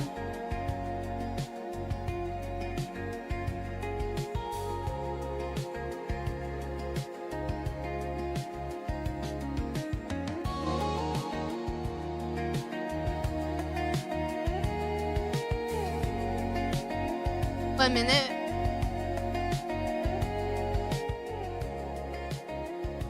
I don't know if I can make that lower. I can see if I can.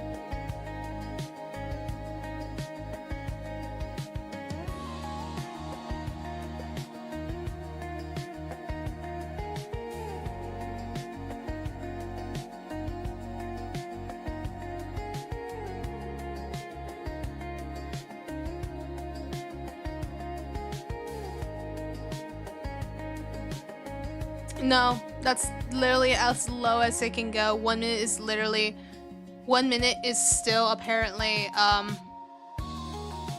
the lowest you can go. They don't have seconds. I don't understand why there's no seconds.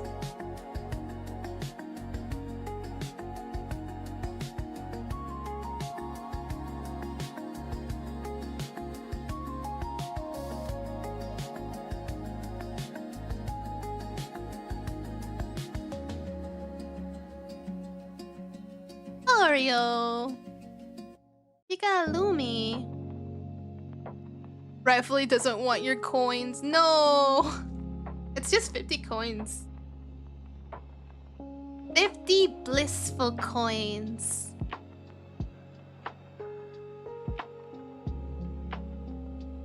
Is it really rigged?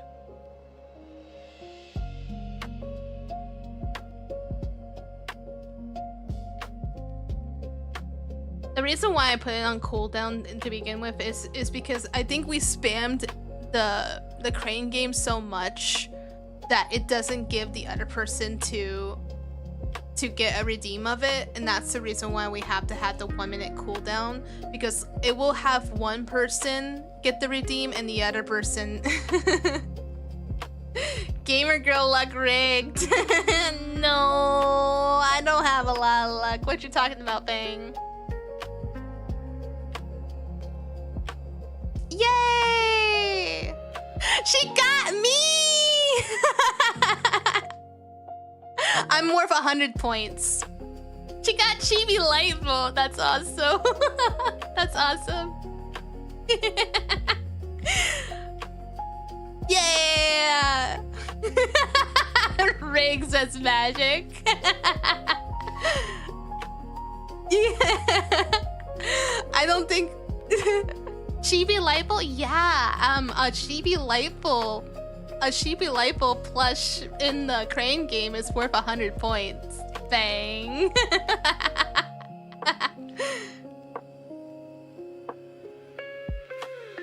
Maybe I should consider gambling ways. Wait, I want to know who's on the team score.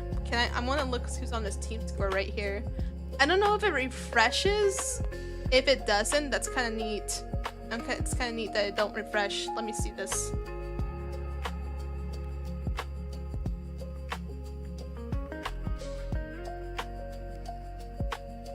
I don't know if it's leaders or leader. I don't remember. It's leaders. Okay.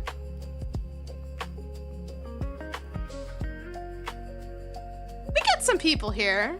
Okay.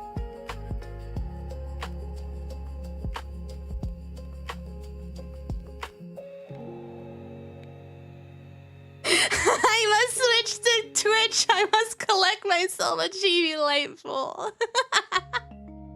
Well, there's 50 items in here, so good luck.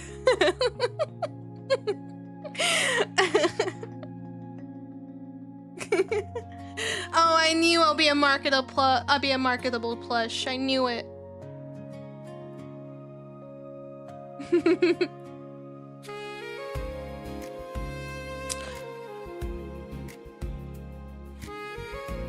Oh, did they just... That's so delayed. What the heck? That was not... That is odd? Common lies. Yes. I think we're about to abuse this system. Oh no. We're gonna abuse this system. I can feel it.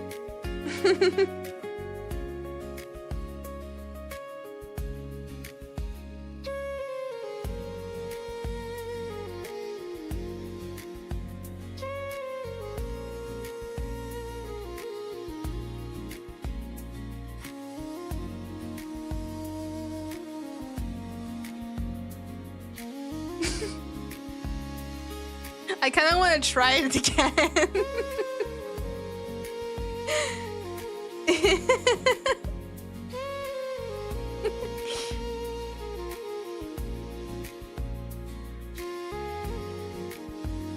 You're still working on your Shisa? I am still working on my Shisa.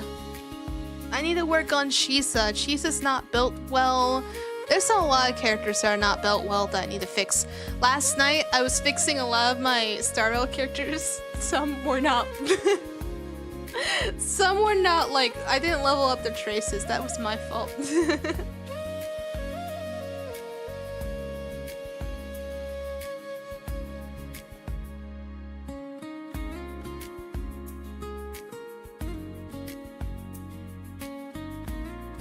You got Encore!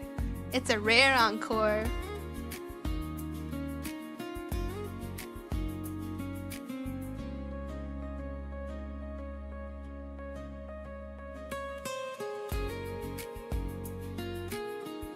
I always love this crane game. I think it's the, like one of the best interesting things to get.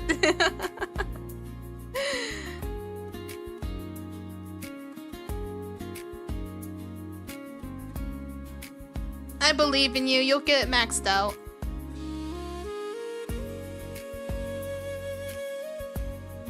I believe in you.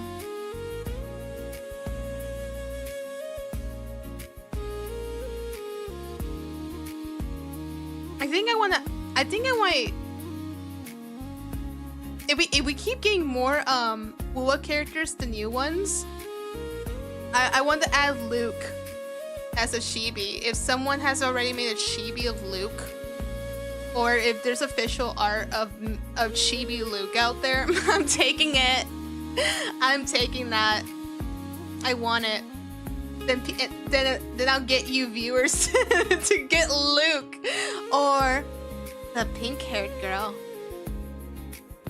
I'm pretty sure she's gonna have a chibi version. They all eventually have their chibi versions.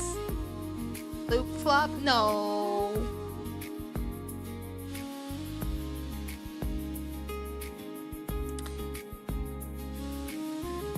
I like Luke and the mech girl. To be completely honest with you all. But since I don't have a fusion DPS, I might have to take... I did not forget Mornier. I think Mornier will be an adorable chibi to put in your crane game. Unfortunately, I won't be able to pull for her though. I'm saving Acerrites. I will not forget Mornier. I think I loved Mornier. But I had a feeling I was gonna probably be... I need to know her kit though.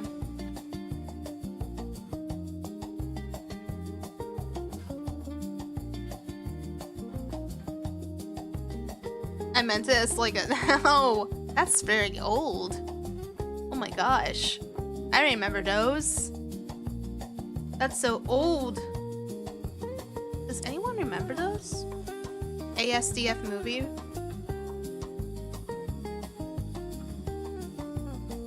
Thank you for the hydrate.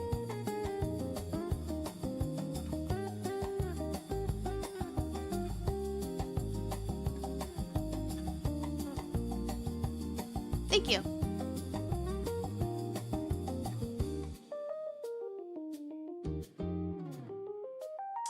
That is Farina. I need to change the Farina to another character actually. I kind of want to add Jinyuan in there.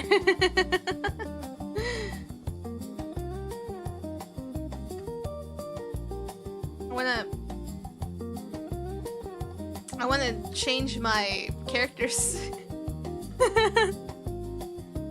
Imagine if I added if there's a chibi scar. I think there is.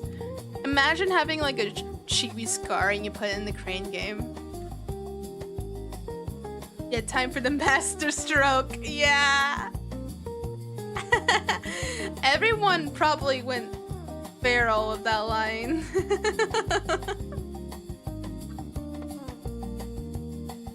Can we get more cartwheels then? We have 2 cartwheels. We have 2 cartwheels. Unless they get like another chibi version of cartwheel that I do not have, then... Because I can switch them up if there's a better chibi version than the ones I have. Oh no. I know what you mean. I know that reference. Poor Alejandro sob.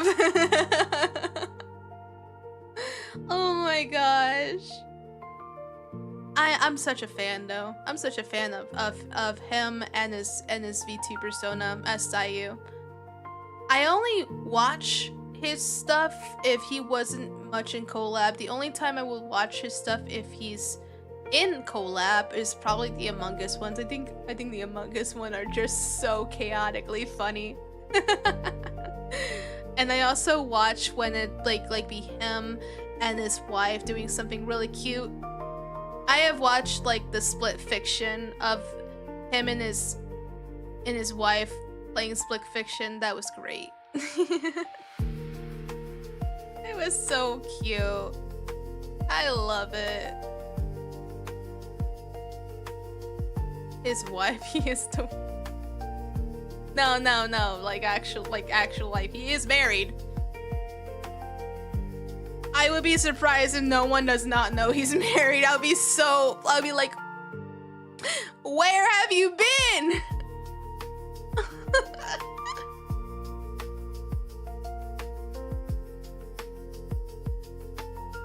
But yeah, I've been having fun chilling here, but hey.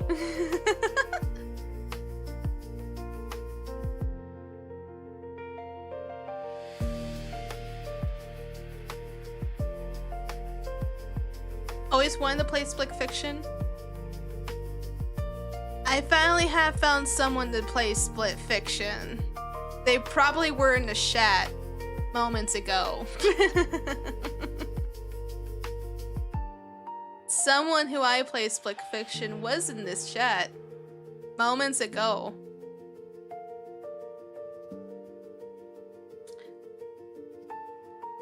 But It's a really good game. If you have a good friend, did you lose them already? No. No. Still here. Oh, speak of the devil, he's still here. Hello.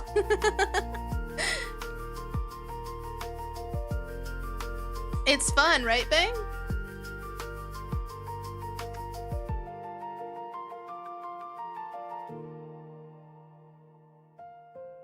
We still are not done with it. I think we're halfway there finishing it. We're halfway finishing Split Fiction actually. Because that was one of the games I actually want to play like off screen, like offline screen. I just want to play it with someone that who really wanted to play it like I wanted to play it, and we both really wanted to play it. Split Fiction is, yeah, it's a great story. I highly recommend to anyone, if you have a really good friend that you have really good vibes with, or a partner, I definitely recommend playing that. It's fun. It's actually fun. You have to make sure you find the person that you have really good wavelengths with. If you have a good flow, and yeah, you'll have a fun time. It's the same thing with It Takes Two. I loved It Takes Two stories, so I was so excited about Split Fiction, so I'm so glad to play that.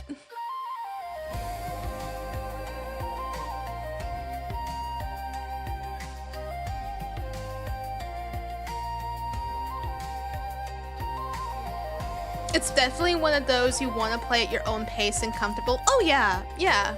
You just gotta find the right, like, friend or someone you know that you'll have fun vibing with. I don't know if you can just play it in an online lobby, but honestly, I probably would play that with someone like I'm really good friends with, and we would like vibe, like someone we would literally like vibe with, and you feel comfortable that, hey, like, you know, that they're a chill person, you know. Friend or victim, either work. Yeah. Pretty much. I think it's a great game. I kind of like that they brought another game like that. I like those kind of games. It's always good to have something to play with, like a trusted friend, you know, like, you know, no one's not gonna have like no bickering or anything. You're just having fun. I will hype you up. I will hype you up, Bang. Hype, hype, hype. Hype, hype, hype.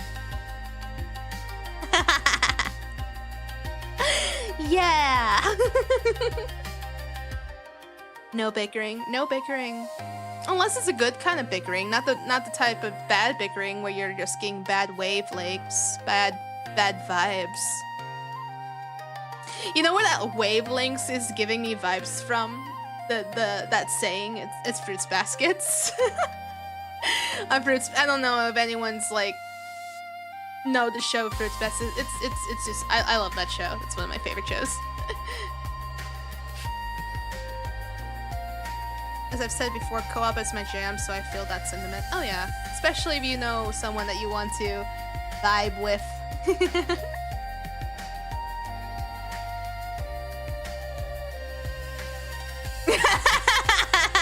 Yeah, not really though. It was used as a platform.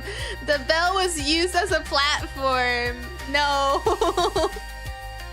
I didn't really I smacked the bell in the air, but not at you.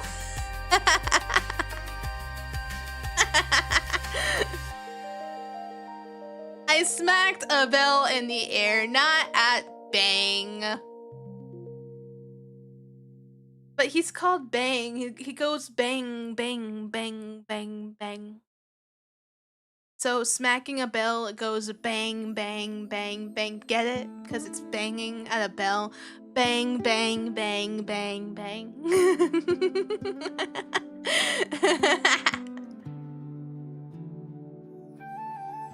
Jingle bell, jingle all the way. I jingled on that bell 20 minutes straight.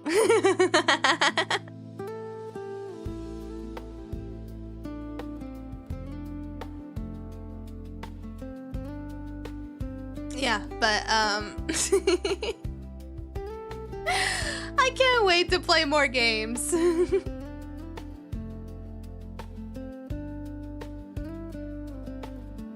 No, it was literally just a tall bell that just jingled. That's it.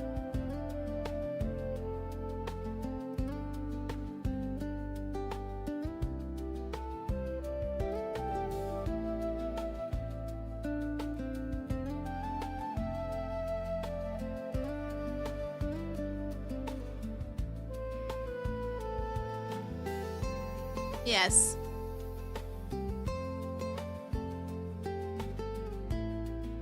Now, okay. Besides that, since I mentioned, so we have Arknight Senfield.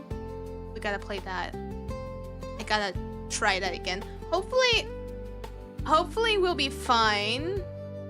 Hopefully this is not a paid to play thing. I already have a few characters that I know that are completely free that I'm probably just gonna be vibing with them. Okay, the factory must grow. Yes, the factory must grow. What else? Did we ever got any news from Neverest and Everest? Is that game coming out this year?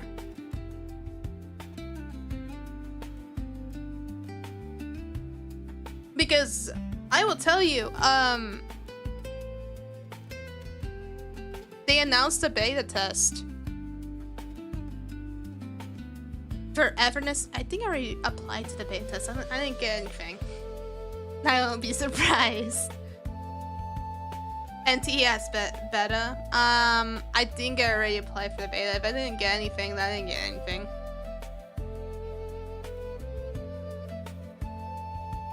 What about Ananta? I doubt Ananta's coming this year. If it is coming this year, I'm genuinely surprised.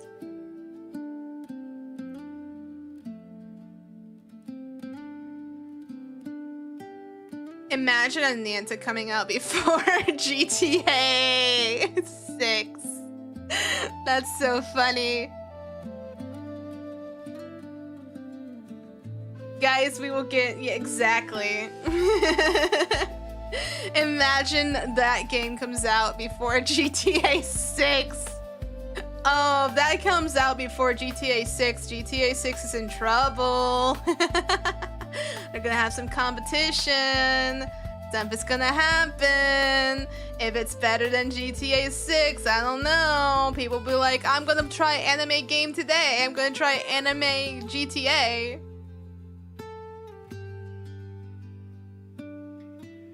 That'd be funny.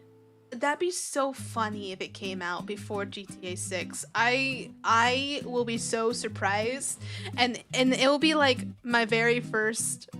Don't forget Animo. But yeah, but I don't know if is Animo coming out this year? If it is, I'll be so happy. I'll be so happy if it is. I want Animo to come out. I've been waiting. I already applied for the beta. I'm just waiting. I'm just waiting to get any news, really. For beta test. I know, I'm waiting for the beta. I already applied for the beta. I'm just waiting. I hope you signed up fully. I did. They ask questions for what CPU you have, and there's 2. What's the other one? The other one was the beta that like they wanted to know like your CPU and your graphics driver.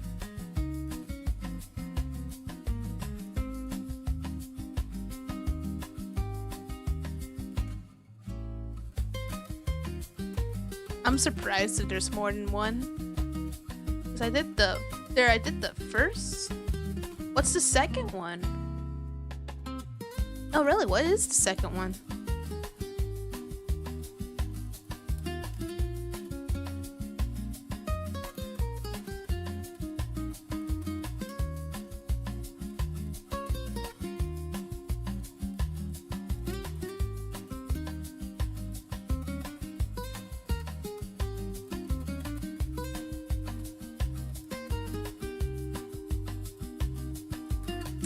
Oh, there's some good news. Good news for everybody here. I just got a message about this. And now I probably... There's a Oh, I already did the... Okay, I did sign up for the pre-registration a long time ago. And the closed beta is probably the second one because the pre-registration, I already signed up that one a long time ago. So if I sign up it again, it probably might have it still.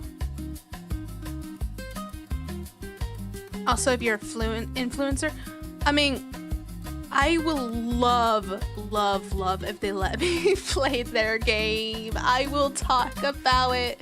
It will be the game after Pokemon because I will just send me the website. Forward me the website.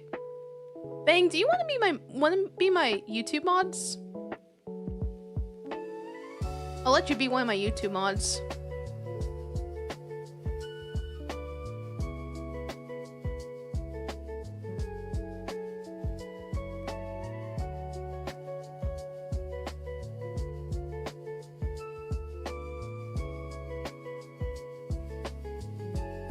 Okie doke.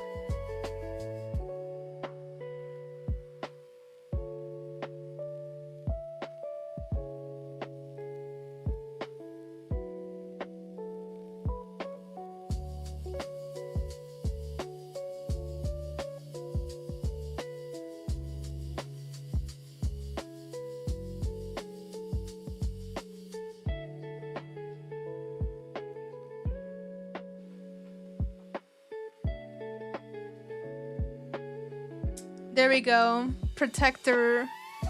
Hooray! Another mod. You pretty much will be feeling... You also would be feeling for Goki as well because Goki's like gonna be MIA for a while.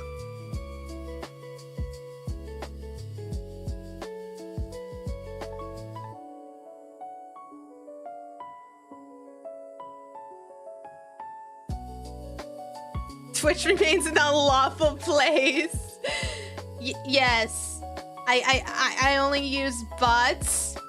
I only have moderation bots on Twitch. Hey, at least I can moderate on the Twitch one, which is not that bad. Call me Goki 2.0. No, you're Bang 2.0. There you go. Bang 2.0. Yeah, well, like Bang. To be fair, I normally do a lot of the moderation myself. I don't have like a lot of people to literally moderate manually for me, and I'm fine moderating for both. Yeah, I'm sorry, Twitch viewers. Mod bots are there to stay, and if you get accidentally banned, don't stress about it. I will fix it because I did that before this last year. I don't know. It's just so picky. If whatever you say is downright odd, it will just detect it and for some reason like just ban you. Trying to mod for both was rough sometimes. Trying to mod in general and trying to find the people that you know will be really active to mod is also probably a pain. I didn't put this on my New Year's list about adding mods on for Twitch and YouTube, probably because I haven't had issues. I think the only issues I've ran into was people selling stuff and they see themselves as viewers.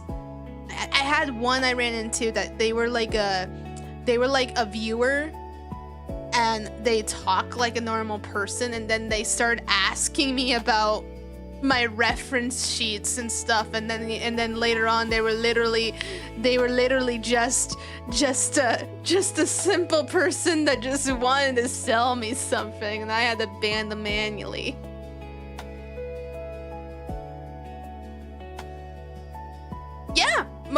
was on Twitch though, not on YouTube. I think I'm really happy with of how YouTube moderates. I've never had an issue with YouTube moderation at all. I had nothing weird happen with YouTube. I think they really are good at filtering. Twitch, on the other hand, is a different story. I'm happy that I have SiriBot as my Twitch moderator. It takes all the advertisements out of my chat. I loved it to bits. Sometimes I feel like I need to tip that SiriBot because it helped a bunch.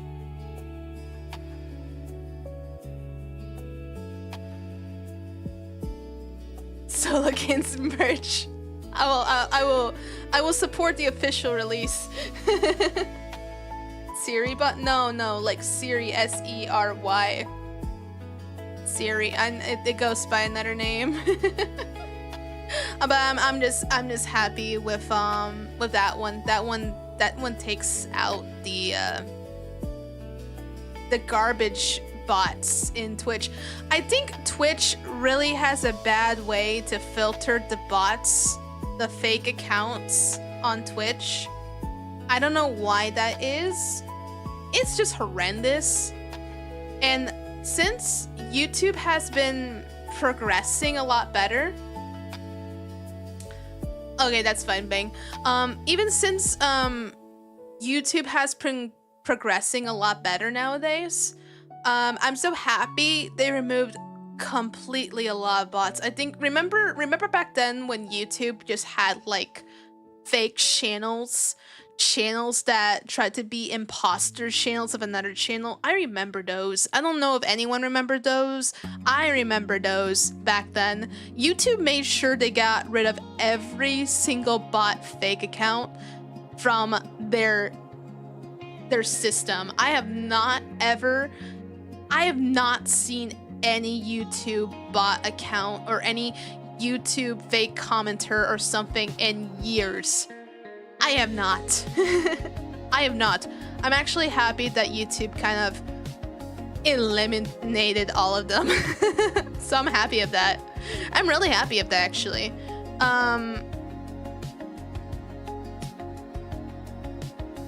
Yeah.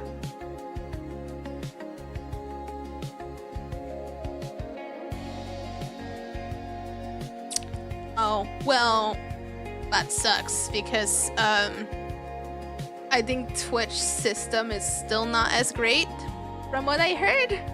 I only heard bits and pieces, but not enough to know like what's going on with Twitch. I just know I'm just glad I don't use Twitch. I'm glad it's kind of like myself. I'm happy that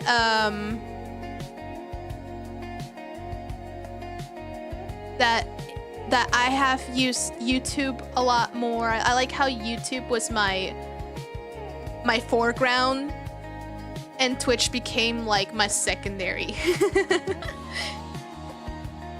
YouTube bots are definitely still around, though I suppose they are rare.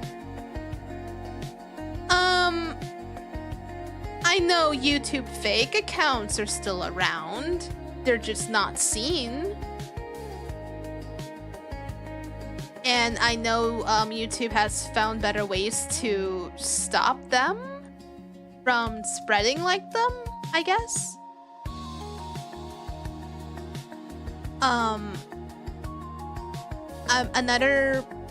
Another thing I should mention, because I'm going to be trying this year as well. I just need to figure out how to get it to work, pretty much, because I am so happy. And I think I've done it for first, but since YouTube has changed so many things, this is kind of interesting. So I also got a message from YouTube just like 30 minutes ago. They're advertising that they're literally saying like, hey, remember when are you like having issues with streaming vertically and horizontally at the same time? Are you choosing between vertically or horizontally? Not to worry. Now now we're letting you live stream vertically and horizontally at the same time. And I'm like, that makes that 10 times easier for me, because I'm actually going to be trying to now. Yeah, they're advertising my own messages. Can you believe that? You know what this means? I don't have to go and live stream separately like I did later on this year, because it's such a pain. But if they're gonna have me, so if they're gonna let me stream on both, because now there's a mode to stream both vertically and horizontally at the same time, that's actually great. That solves all my problems. YouTube coming in clutch. Yeah, thank you, YouTube. I need that. That's so cool. So if I go to live streaming and live stream settings, I've only used, I saw it before, but it said in beta. It was not really released yet. I guess it's only for those who have live stream more on YouTube. I guess it was for those people. So apparently there's a feature where it says dual streaming. So apparently there's, on the live stream monitors on YouTube, you can live stream the horizontal and the vertical together and all in one place. So that's cool. Why hasn't Twitch do that yet? I don't know. I think I've heard Twitch saying that they are doing it, but I don't know, maybe it's for the partner. I have no idea. I have no clue. I mean, then again, they already have a mobile version of their Twitch anyway, so that's fine. I suppose. I kind of always, as mentioned before, I always want to branch out more with my live stream on YouTube, because that's where most of my content has been at. That's another update I should mention. It's gonna be cool if that's what's gonna happen in the future. If I do have like live streaming happening with YouTube and vertical together, discoverability will probably be neat to do them both at once. So that's gonna be neat. I don't know how the vertical plays in both monitors. I kind of have to play around how that works. I probably have to look into a video as well on how do they do this to have them live stream both at the same time like that in just one code, because apparently they're saying in one code, you just need one code, and they're just streaming together your horizontal one and your vertical one. So I have to look into that, because I have no idea. I really have no idea. Yeah, that is totally cool. That just saves the trouble, really. It's interesting because YouTube's like doing it first, you know? So it makes me happy as someone who has been in YouTube. I remember I have been in YouTube since like 2008. My first YouTube account was back in 2009. I had that account for a very long time when I was video editing, and really took the pleasure of enjoying video editing till I moved into this professional one of mine, which is this one, and just continue on from there, really. So that's cool. That's cool. There's so many things that YouTube is slowly pulling out. That's great. You don't even remember when you made your first YouTube account? Oh wow. I feel like I had another YouTube account that was made maybe 2007, and I remember losing the account. I don't remember the password, but that was way back in the day when I didn't like have an email yet. I think I made it like a fake email. And back when, this is like old YouTube YouTube days. Back then, you didn't need a verification for your email back in the day, but nowadays you do. How do I remember so long ago? I don't know. I feel like I remember things that I shouldn't really remember. Like there are like I still remember certain things from certain viewers of what they have said, but it was like it's like those little silly willy moments that just and I just for some reason remember them, and I'm like, why should I remember this? Why do I remember this? Like, what the heck? I can remember as far to like my first like my 5-year-old Christmas presents. That's how far I can remember back to, and the little things that I shouldn't remember that I remembered. Yeah, I don't know. I know I got that from my father, because my father can remember things like so long ago that my mother wouldn't know. Like she would have forgotten it, but my father would have not forgotten it. You don't remember what you ate yesterday? My father is also like a storyteller, and I think with remembering things from such a long time ago, you yourself can be a great storyteller from things that you remember back from high school, back from college days. Oh, college days. I can literally throw another college story that happened. It was if you guys want to. And I always have so much fun stuff to know to mention, because I have such fun things to talk about. Story time, maybe, if you want story time. It's nothing too crazy. It's roommate stories. I love talking about my roommate story shenanigans and with my roommates. It is a delightful story. There's one delightful story. I could talk about it. I remember it very well. This happened in year. This is an estimate. I don't know. I know it was during the midterms in spring. In maybe March. Yeah, it felt like it happened in March. So one of my roommate, she does, so her major was cybersecurity based major. And she came back, she had like an online class, and she bought her food, like her food from, like, there's a place where we go get our food. We get our free meals and stuff. Like, we don't get charged or anything, because that's from our like service plan when you stay at the dorm. The dorm.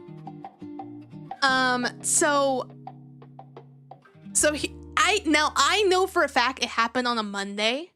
I don't know why, because I think it's because I remember telling her what I said, because I had told her it's always on a Monday. It always some bad things always, or mess ups happen on a Monday. That's literally why I personally don't enjoy Mondays sometimes. It's always a Monday. I remember saying that to her. That's why I remember, because it was on a Monday. So she had her food. She had her burger. She had her fries. She had a online class at this certain time. And for all of a sudden, her burger and her fries went onto the ground, like completely onto the ground. And she was like so upset and unhappy, and I'm like, no, no. And I saw the food on the ground, and then I said to her, because she doesn't have time to, because she doesn't have time to go back to go and get another sandwich because her class starts now online. And I was there, and I said to her, would you like me to get you another sandwich? Like, because I don't mind getting you another sandwich. And first she was like, are you sure? And I'm like, yeah, like, this is bad. You haven't eaten anything, and now your sandwich is on the ground. No. You need to have something. And I was fine because my class didn't start like 2 hours later between her class that was happening and mine was the online class too. So I went to go, first I took pictures just to show proof that my roommate's sandwich was literally on the ground. Just to give proof. So here's the truth. Here's a interesting fact. So apparently, I do make friends easily with the staff. Maybe it's probably by my kind charisma. I don't know. I always have really good company when I talk to staff or something. That's just a little thing I should just mention before I get that out of the way before what happened next. So there was a staff member I always greet and say hello to, and she's really sweet. She's really nice. She's one of the people I have seen before when getting orders from her. And I came to her and I told her, hey, listen, I have a picture of the sandwich. I had to explain to her what happened. I told her my roommate dropped her sandwich. I'm here to get a new one. So I explained to her about it, and she told me, oh, don't worry. She said, she literally just cut to the chase, like, oh, don't worry, we'll just make a new sandwich. Don't worry, we'll do that.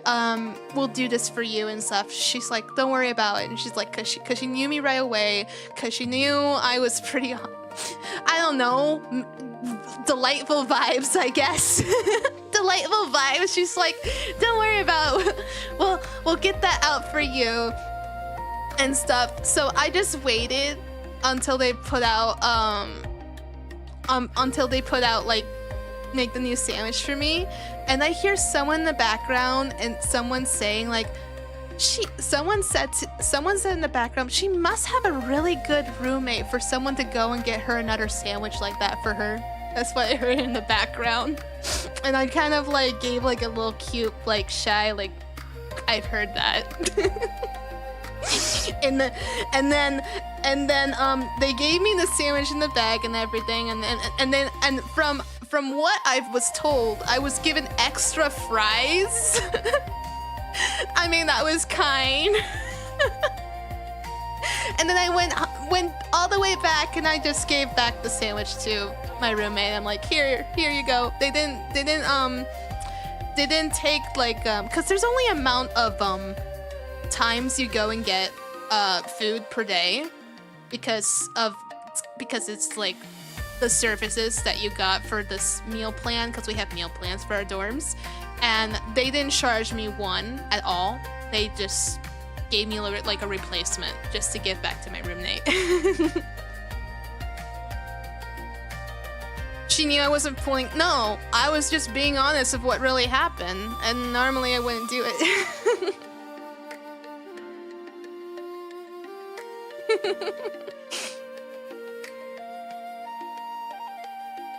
Five cards.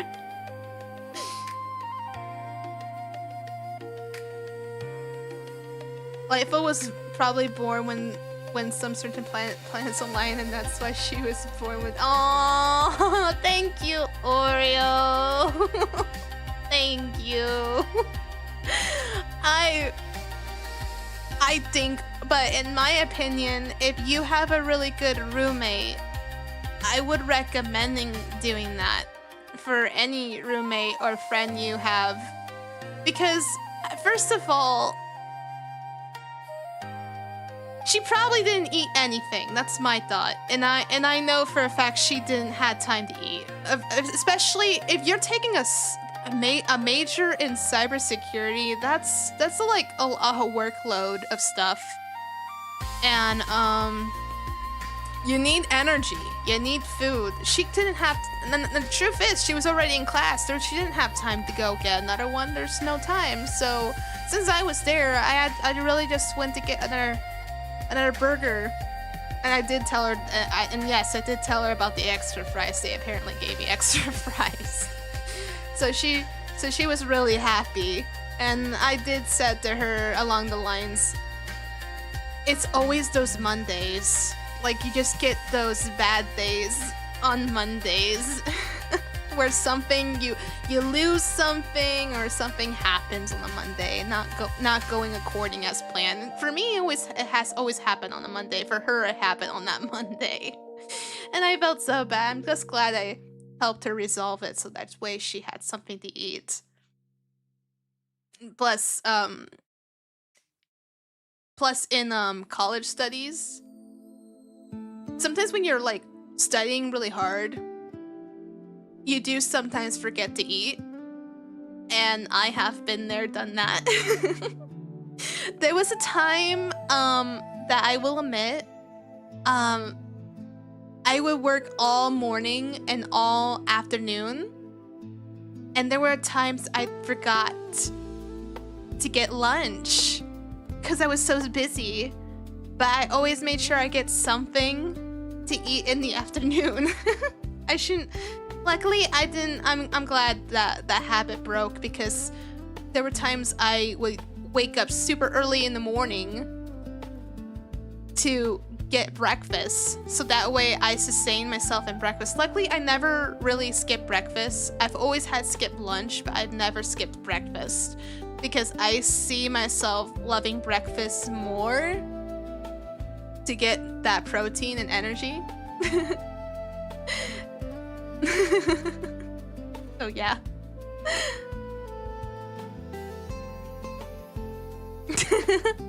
Potato.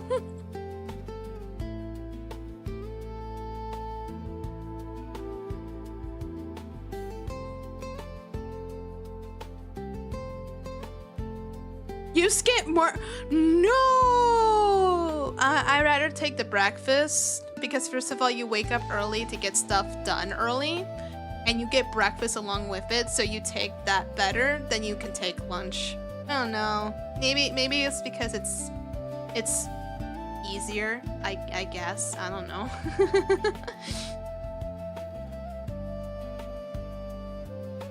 I mean, I've always ran, walked, and biked to, because the places I had to go were pretty far. That's another thing. I had to walk pretty far from certain places. I was so glad I had a bike, because the bikes. Have I eaten today? Yeah, I did. I did eat it today. I had soup. I had soup before I started streaming today.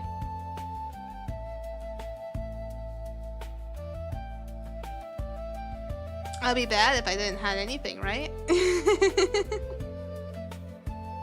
Did you eat, Bang? Did you eat stuff? What kind of soup? Cream and mushroom soup. I don't know if anyone likes mushroom soup. I love a creamy mushroom soup.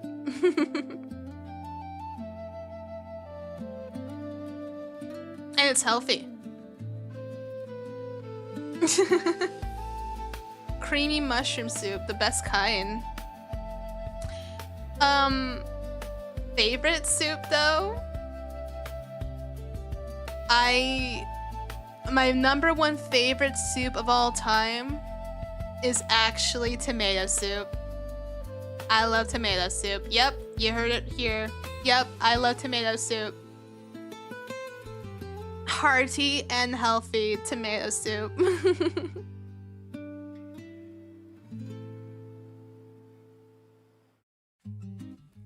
Tomato soup is the best thing ever. Tomato soup is just the best soup. I love as a comfort soup. Anytime, any place. The best part of tomato soup is it's by the way, it's so easy to make tomato soup and you're at home. I would make tomato soup at home. And tomato basil, yeah, I have basil that I can just add on my own and make tomato soup.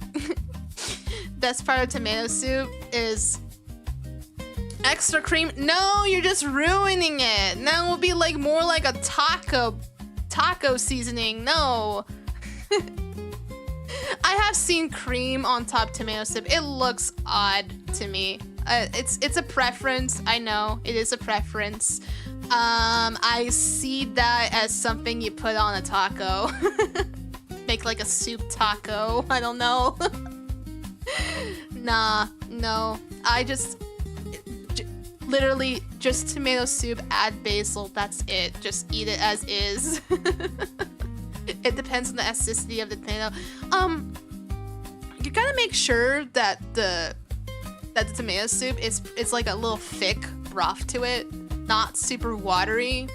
Otherwise, I have never heard a watery tomato soup. If someone tells me, "Oh, it's super liquidy," the tomato soup, you probably did it wrong. No, the tomato soup is a bit thicker. I think it's like probably the same volume in creamy soup density, I guess. I don't know. Remember the meatballs in the tomato? No, it's not the same thing. That's marinara sauce. Marinara sauce, yes, it uses tomato, but it's not the same flavor like tomato soup. Tomato soup, mwah, you taste the tomato in the soup and it's great. Top it, like, I think what makes tomato soup so amazing too, you can dip it with garlic bread, you can dip it with breadsticks, and no matter what, you still get the best soup that's healthy and hearty. Watery tomato soup just stole from life, yeah. But thinner tomato soups, I had thinner tomato soups, but I've had like if you ever try the Italian style of how they do with a tomato soup, it just looks so good. It just tastes so good. They put like more seasonings than basil though, but it's so refreshingly good. I don't know. That's my comfort soup. To me, that's my comfort soup. I like it. If anyone tells me if I like tomato juice, you're wrong. I do not like tomato juice at all. I don't know what people were thinking. Just eat a tomato. Don't drink tomato juice. Just eat a tomato. I don't like tomato juice. I tried it. My father likes tomato juice. I tried it. Do you like curry? I want to try authentic Japanese curry. I would like to try authentic ones. I've had curry before. I think I would love it even more if I tried the Japanese ones. I don't think the ones at the store of my grocery store carries the same amount of flavor than a Japanese curry would. That's my opinion. I mean, could you not find a recipe?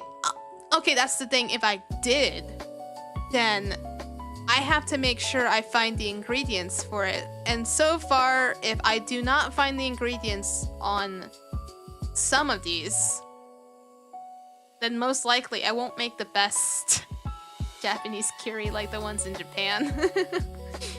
But now I've had dim sum. Dim sum is easy to find though. Dim sum is easy to find anywhere in US though. Because dim sum is, we got the dumplings, we got the pot stickers, we got the sushi. dim sum is dim sum.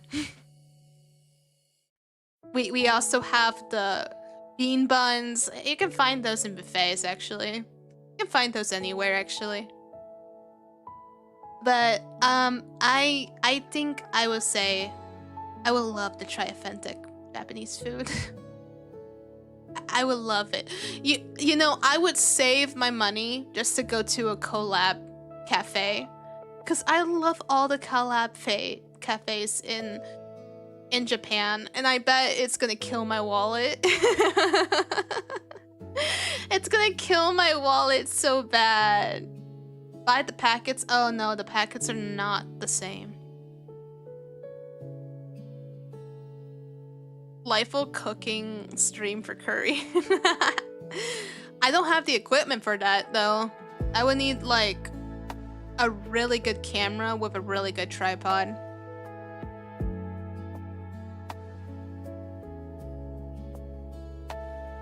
You're preparing for a wallet for doing this summer. Well, I'm happy for one thing. I got to go to I'll actually be happy if they have another anime convention again. We'll see. You know, for my first anime convention, it was really expensive for what I did. It was. You adore cooking stream? I would need better equipment for doing that. I would need a video camera. I don't really have one. My camcorder does not cut that. It's a bad camera.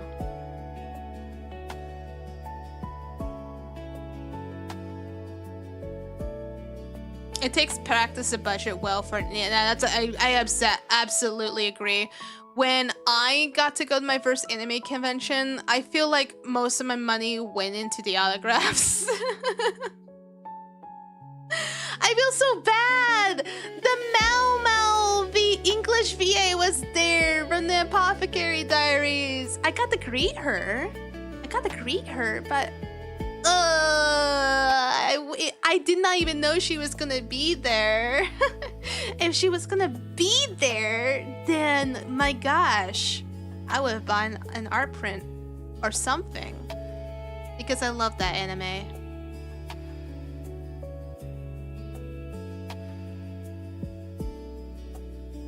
A butler outfit? Oh no. No.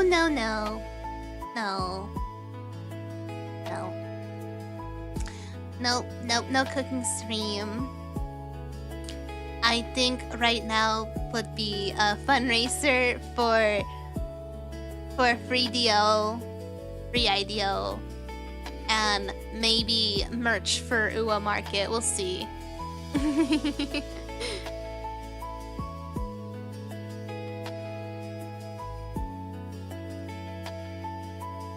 A frequent con called KupoCon, that's a Final Fantasy. Oh, if only I had one near where I am at. Cooking stream and cooking simulator, much cheaper. That's not, you're not wrong. It's not the same though. I've got to find a cooking simulator that would probably match the vibe. They do cons in Canada, or oh, that makes sense. I would not be able to join those. I don't live there. Like, I have like favorite wuwa actors that I would love an autograph, but hey, I didn't see them. That's sad. I would love to. I would love an autograph from the English VA of Shang Liao, and the one for Cartophilia, and the one for Surekeeper, and probably the one for Alto. I think I since after I saw the Alto VA from Twitch, I'm like, yeah, I like this guy's vibes. I would get an autograph from this guy. He's chill. Check Discord when you can. Oh, okay. Wait.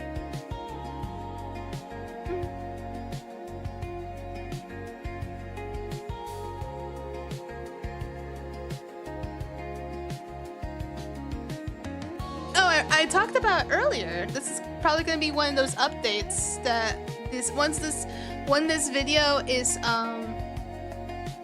this live stream is done, I'm gonna add those important details from ASMR, the updates of what I'm doing this year, and everything for you guys.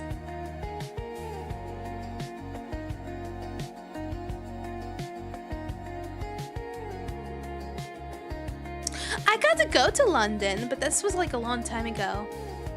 Like, what? 2018?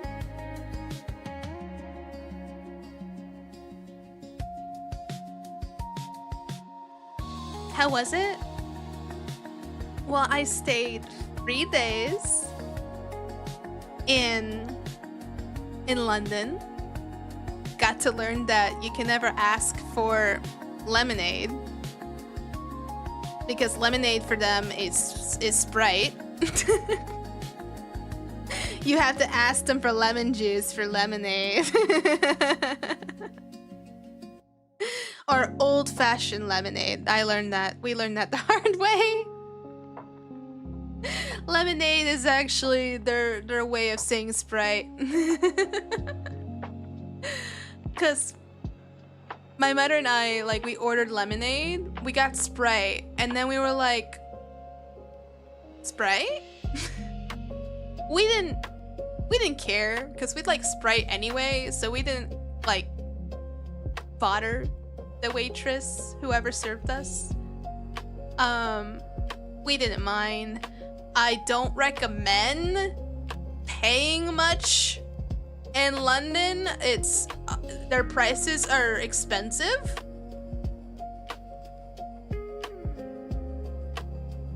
That's why only the rich live in London. But it's lemon and lime. That's true. That's why they gave us Sprite. They call it lemonade.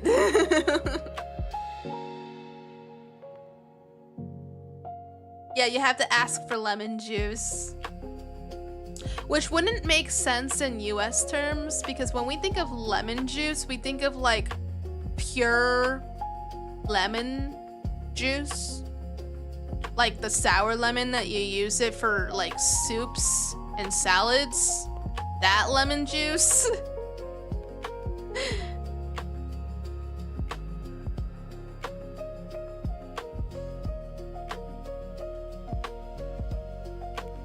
That's so funny.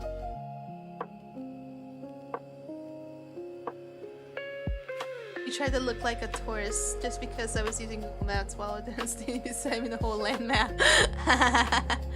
That's silly.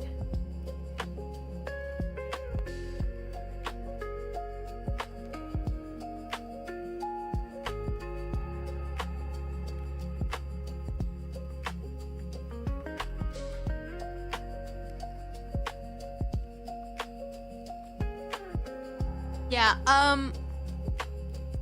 I will tell you the truth that I will always miss the raspberry tea in London. I personally loved the raspberry tea compared to my raspberry tea here. I am someone who really loves raspberry tea. I adore raspberry tea. Besides, so the raspberry tea in London, it tastes so good. It really does. It's 10 times better than my US version of raspberry tea, which is sad to say, but you know, that makes sense. London is always known for their best qualities of tea. And they're always the best qualities of tea. No. No, I will not dump it. No. No, it's fine. But it's just like, yeah, they love their tea. Like I got to learn from another person that's from London that I talked to. They told me, so I did mention like their British,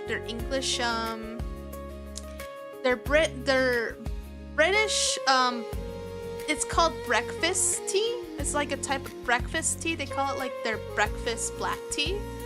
I told them about their tea. I was talking to her and I said to her, like this was like someone I met, like a passerby, and we just made small talk and stuff, and I was learning things from London. And she said, oh, I recommend, since if the tea is a little bitter, because it's our breakfast tea, we normally add like a sugar and milk into our tea. And I was like, oh, I'm gonna try that then. I never thought of tea with milk inside of it. But now, keep in mind that tea is pretty strong, but that makes sense. So they'll add like a little bit of tea, of like a little milk into their tea. No, like, it's like a breakfast tea, they say.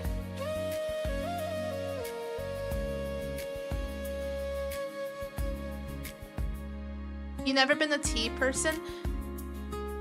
I mean, it's better than coffee. I love coffee, but I try not to drink too much of it, so I would drink like iced tea. Sometimes I will admit to you, everybody, I have not added sugar in coffee for a very long time. I've always enjoyed like iced black coffee with some creamer in it. That's it. I don't know, that's how I like my tea, like my coffee.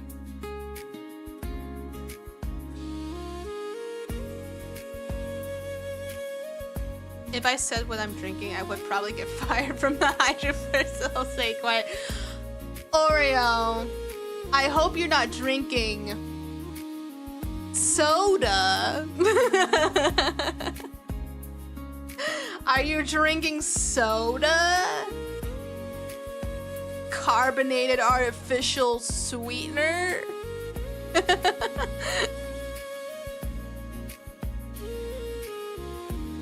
So I like coffee, but none of the coffee flavor. I mean, I've had a peppermint latte. If we want to go into that kind of detail.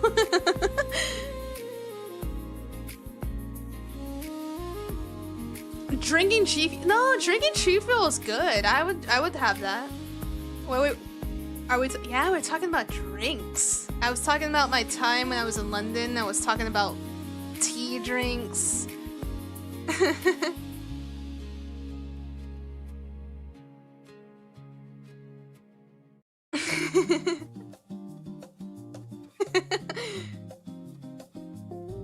G Fuel Gamer subs are Hydro Force approved. Hey, I mean, I drink G Fuel. I haven't drank it for a while, and there's a reason why. There is. I need to though, but I'm in low supply. I need to restock my G Fuel. I need to restock my G Fuel. Can you believe it? I'm going in low stock on G Fuel. Dang. It's actually funny the flavor you're drinking is a citrus green tea. I think I know of that flavor that you're talking about, but I don't think that'd be my flavor I would buy, since I personally love drinking green tea, and I don't think I want to stop drinking the official flavor of green tea. No, I actually have Sonic Peach Ring flavor. But I'm not like that hasn't been my go-to flavor though. That was never my go-to flavor. I have a bunch of that left. I still have it. I just not buy green tea. That's why I have green tea. I do have green tea. I have green tea. What is the go-to? Oh gosh. So I had my go-to G Fuel was Traveler's Ale. That was the Ginjam Impact flavor. which unfortunately they don't carry in the G Fuel store anymore because I thought that flavor was really good. And I love Traveler's Ale a lot. I love it. The other flavor I had for a very long time was Mega Potion. That was the Monster Hunter Rise drink, limited edition one. I had two. I had two of those tubs back when I was in college. I hadn't used it much, but well, let's just say they're gone now. And I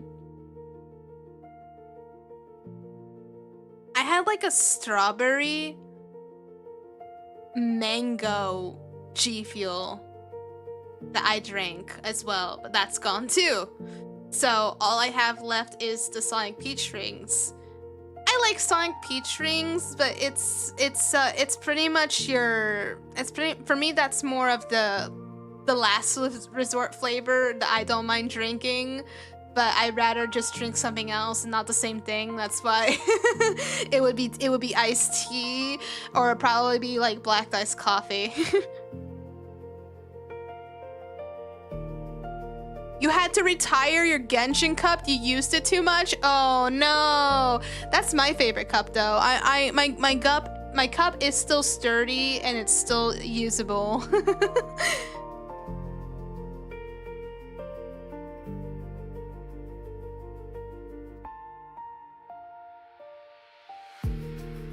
Guys, guess what I want for a G Fuel flavor?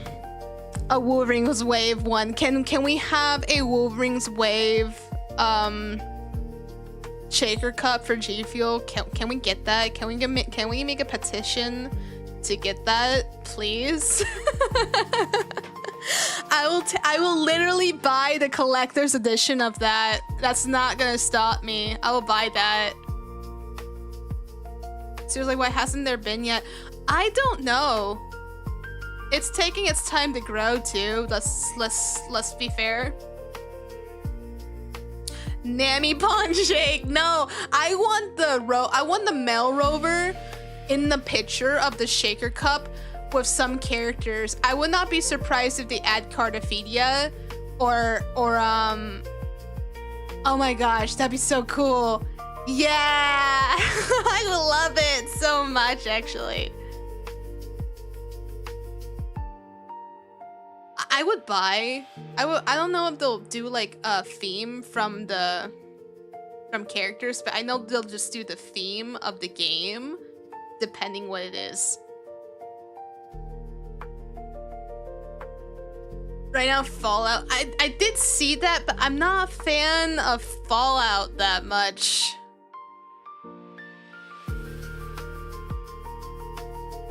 I think it would be like Rover pick me up, or I don't know. I don't know. I will love the cup though. I would not be surprised if the shaker cup's like a little black color, like a regular black color with like to match the Rover. Oh my gosh, that'd be so cool. Rover's wrist.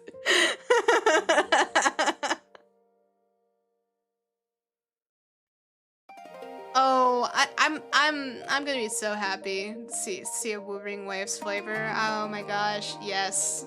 I mean, I don't think the reason why it's probably just not there yet is because I don't think they just reached out yet. And believe it or not everyone knew what Wolverine Waves was until it's slowly trying to ascend into popularity. I don't even know if Kuro did anything with G Fuel stuff. I mean, I don't know if they did anything for PGR, because PGR was a kind of popular game. I don't think so. I think PGR is not like the most super popular known game like Genshin was. I think that's why Genshin just was able to get their own flavor. I'm surprised that flavor didn't last. I thought it was gonna be like there for a very long while. Cause I would bought more Traveler's Ale. I like the flavor. Too bad it's gone.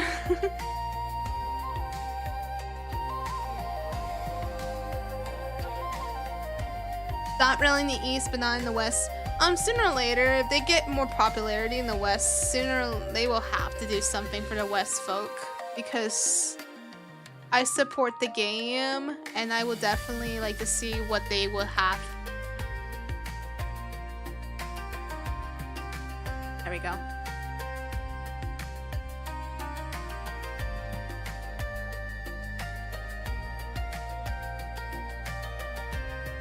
But yeah, that's pretty much the gist of it. Since we talk about drinks. Yeah, so I have water. Right now, for me right now, I have green tea, ice green tea, and I have water. That's what I have right here with me right now. Green tea and water. I have the Arizona green tea brand. Because I have the ones in cans. I like them though.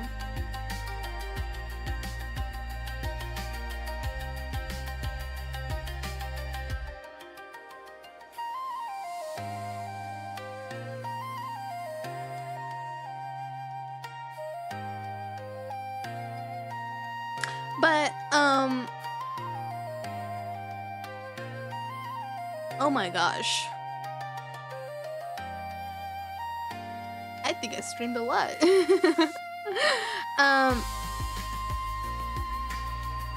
I think I might have to end the stream. As much as I enjoyed chilling and hanging out with community for my first stream of 2026.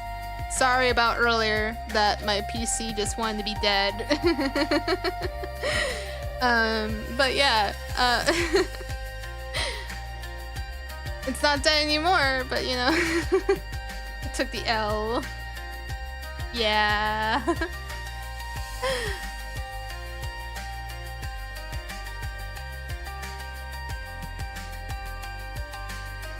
Are we gonna have more Jackbox? I don't know.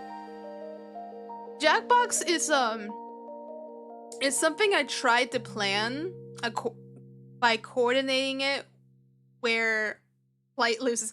No, I didn't lose internet. That was the computer itself. The computer crashed. The computer crashed. The computer needs to be clean. There was not the internet this time. This time it was the computer itself. I don't know. No, it didn't do blue screen. No, it didn't do blue screen.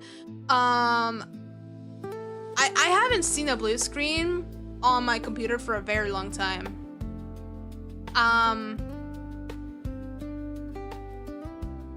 Everything just went to black, pretty much.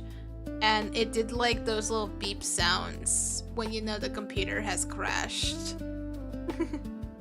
And and that's the reason why I mentioned earlier was I have to clean my computer because I know there's dust in certain areas that haven't been cleaned that would prevent that crash.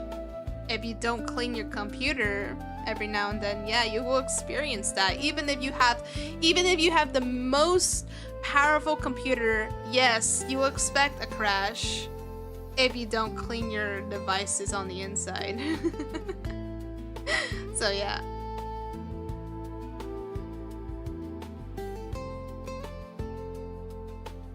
That's what I think. That's what the crash was, because there should not be any excuse on how else it would crash, because the computer I have is such a beast of a computer that with a 64 RAM inside, with a 4070 Ti graphics card inside, with an i9 CPU, my gosh, there's nothing that it should crash to. Also, I did use my PC a lot yesterday too, so if I overuse the computer, I will not I would not be surprised why it just had to crash. But the last thing I know is I do need to get that computer clean on the inside and get a blower for it. It shouldn't overheat though. It didn't overheat though. That's the funny thing, it didn't overheat. I checked the stats. There's no... I don't know. I really don't know specifically. I don't know. It was just a rare crash. It was a very rare crash too. But yeah. They're really rare. I don't think I wouldn't if I had crashes happening all the time with my my computer, then yeah, then there's something wrong with the computer. But this was rare. This was like one of those rare crashes that just happened when I was streaming for some reason. So I don't know. I don't know what to tell you. I don't know. Sometimes we always have to, like, you know, go get your computer checked and make sure your computer runs well and stuff, like, you know. And if it runs into something, yeah. As someone who worked a lot in IT, that stresses me out. I'm sorry, dude. I didn't mean to stress you. Sorry that going by computers that will stress you. Oh no. Oh no. I did some coding here and there, but you know, as much as I like to talk more, I'm gonna go now. But for everyone, thank you for stopping by. Thank you for chilling and chatting with me. And hope all of you have a good evening and a good day or good morning.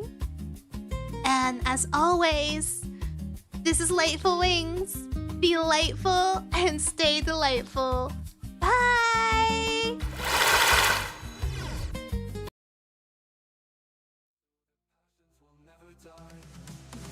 Keep going, keep fighting. This fighting wish will set free. Keep going, keep searching. Keep going, keep fighting. This fighting wish will set free. Keep going, keep searching. The answer is what knowing within its ways.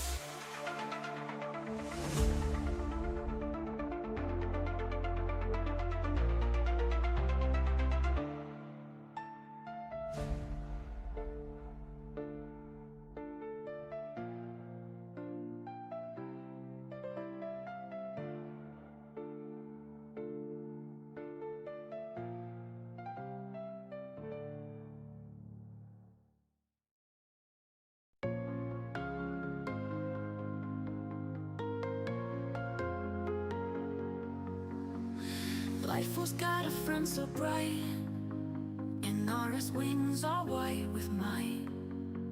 Together they soar through skies of blue, traveling worlds, just me and you.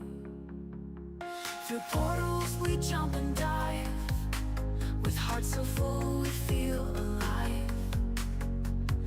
Negative blight can't hold us down, we'll bring joy to every town.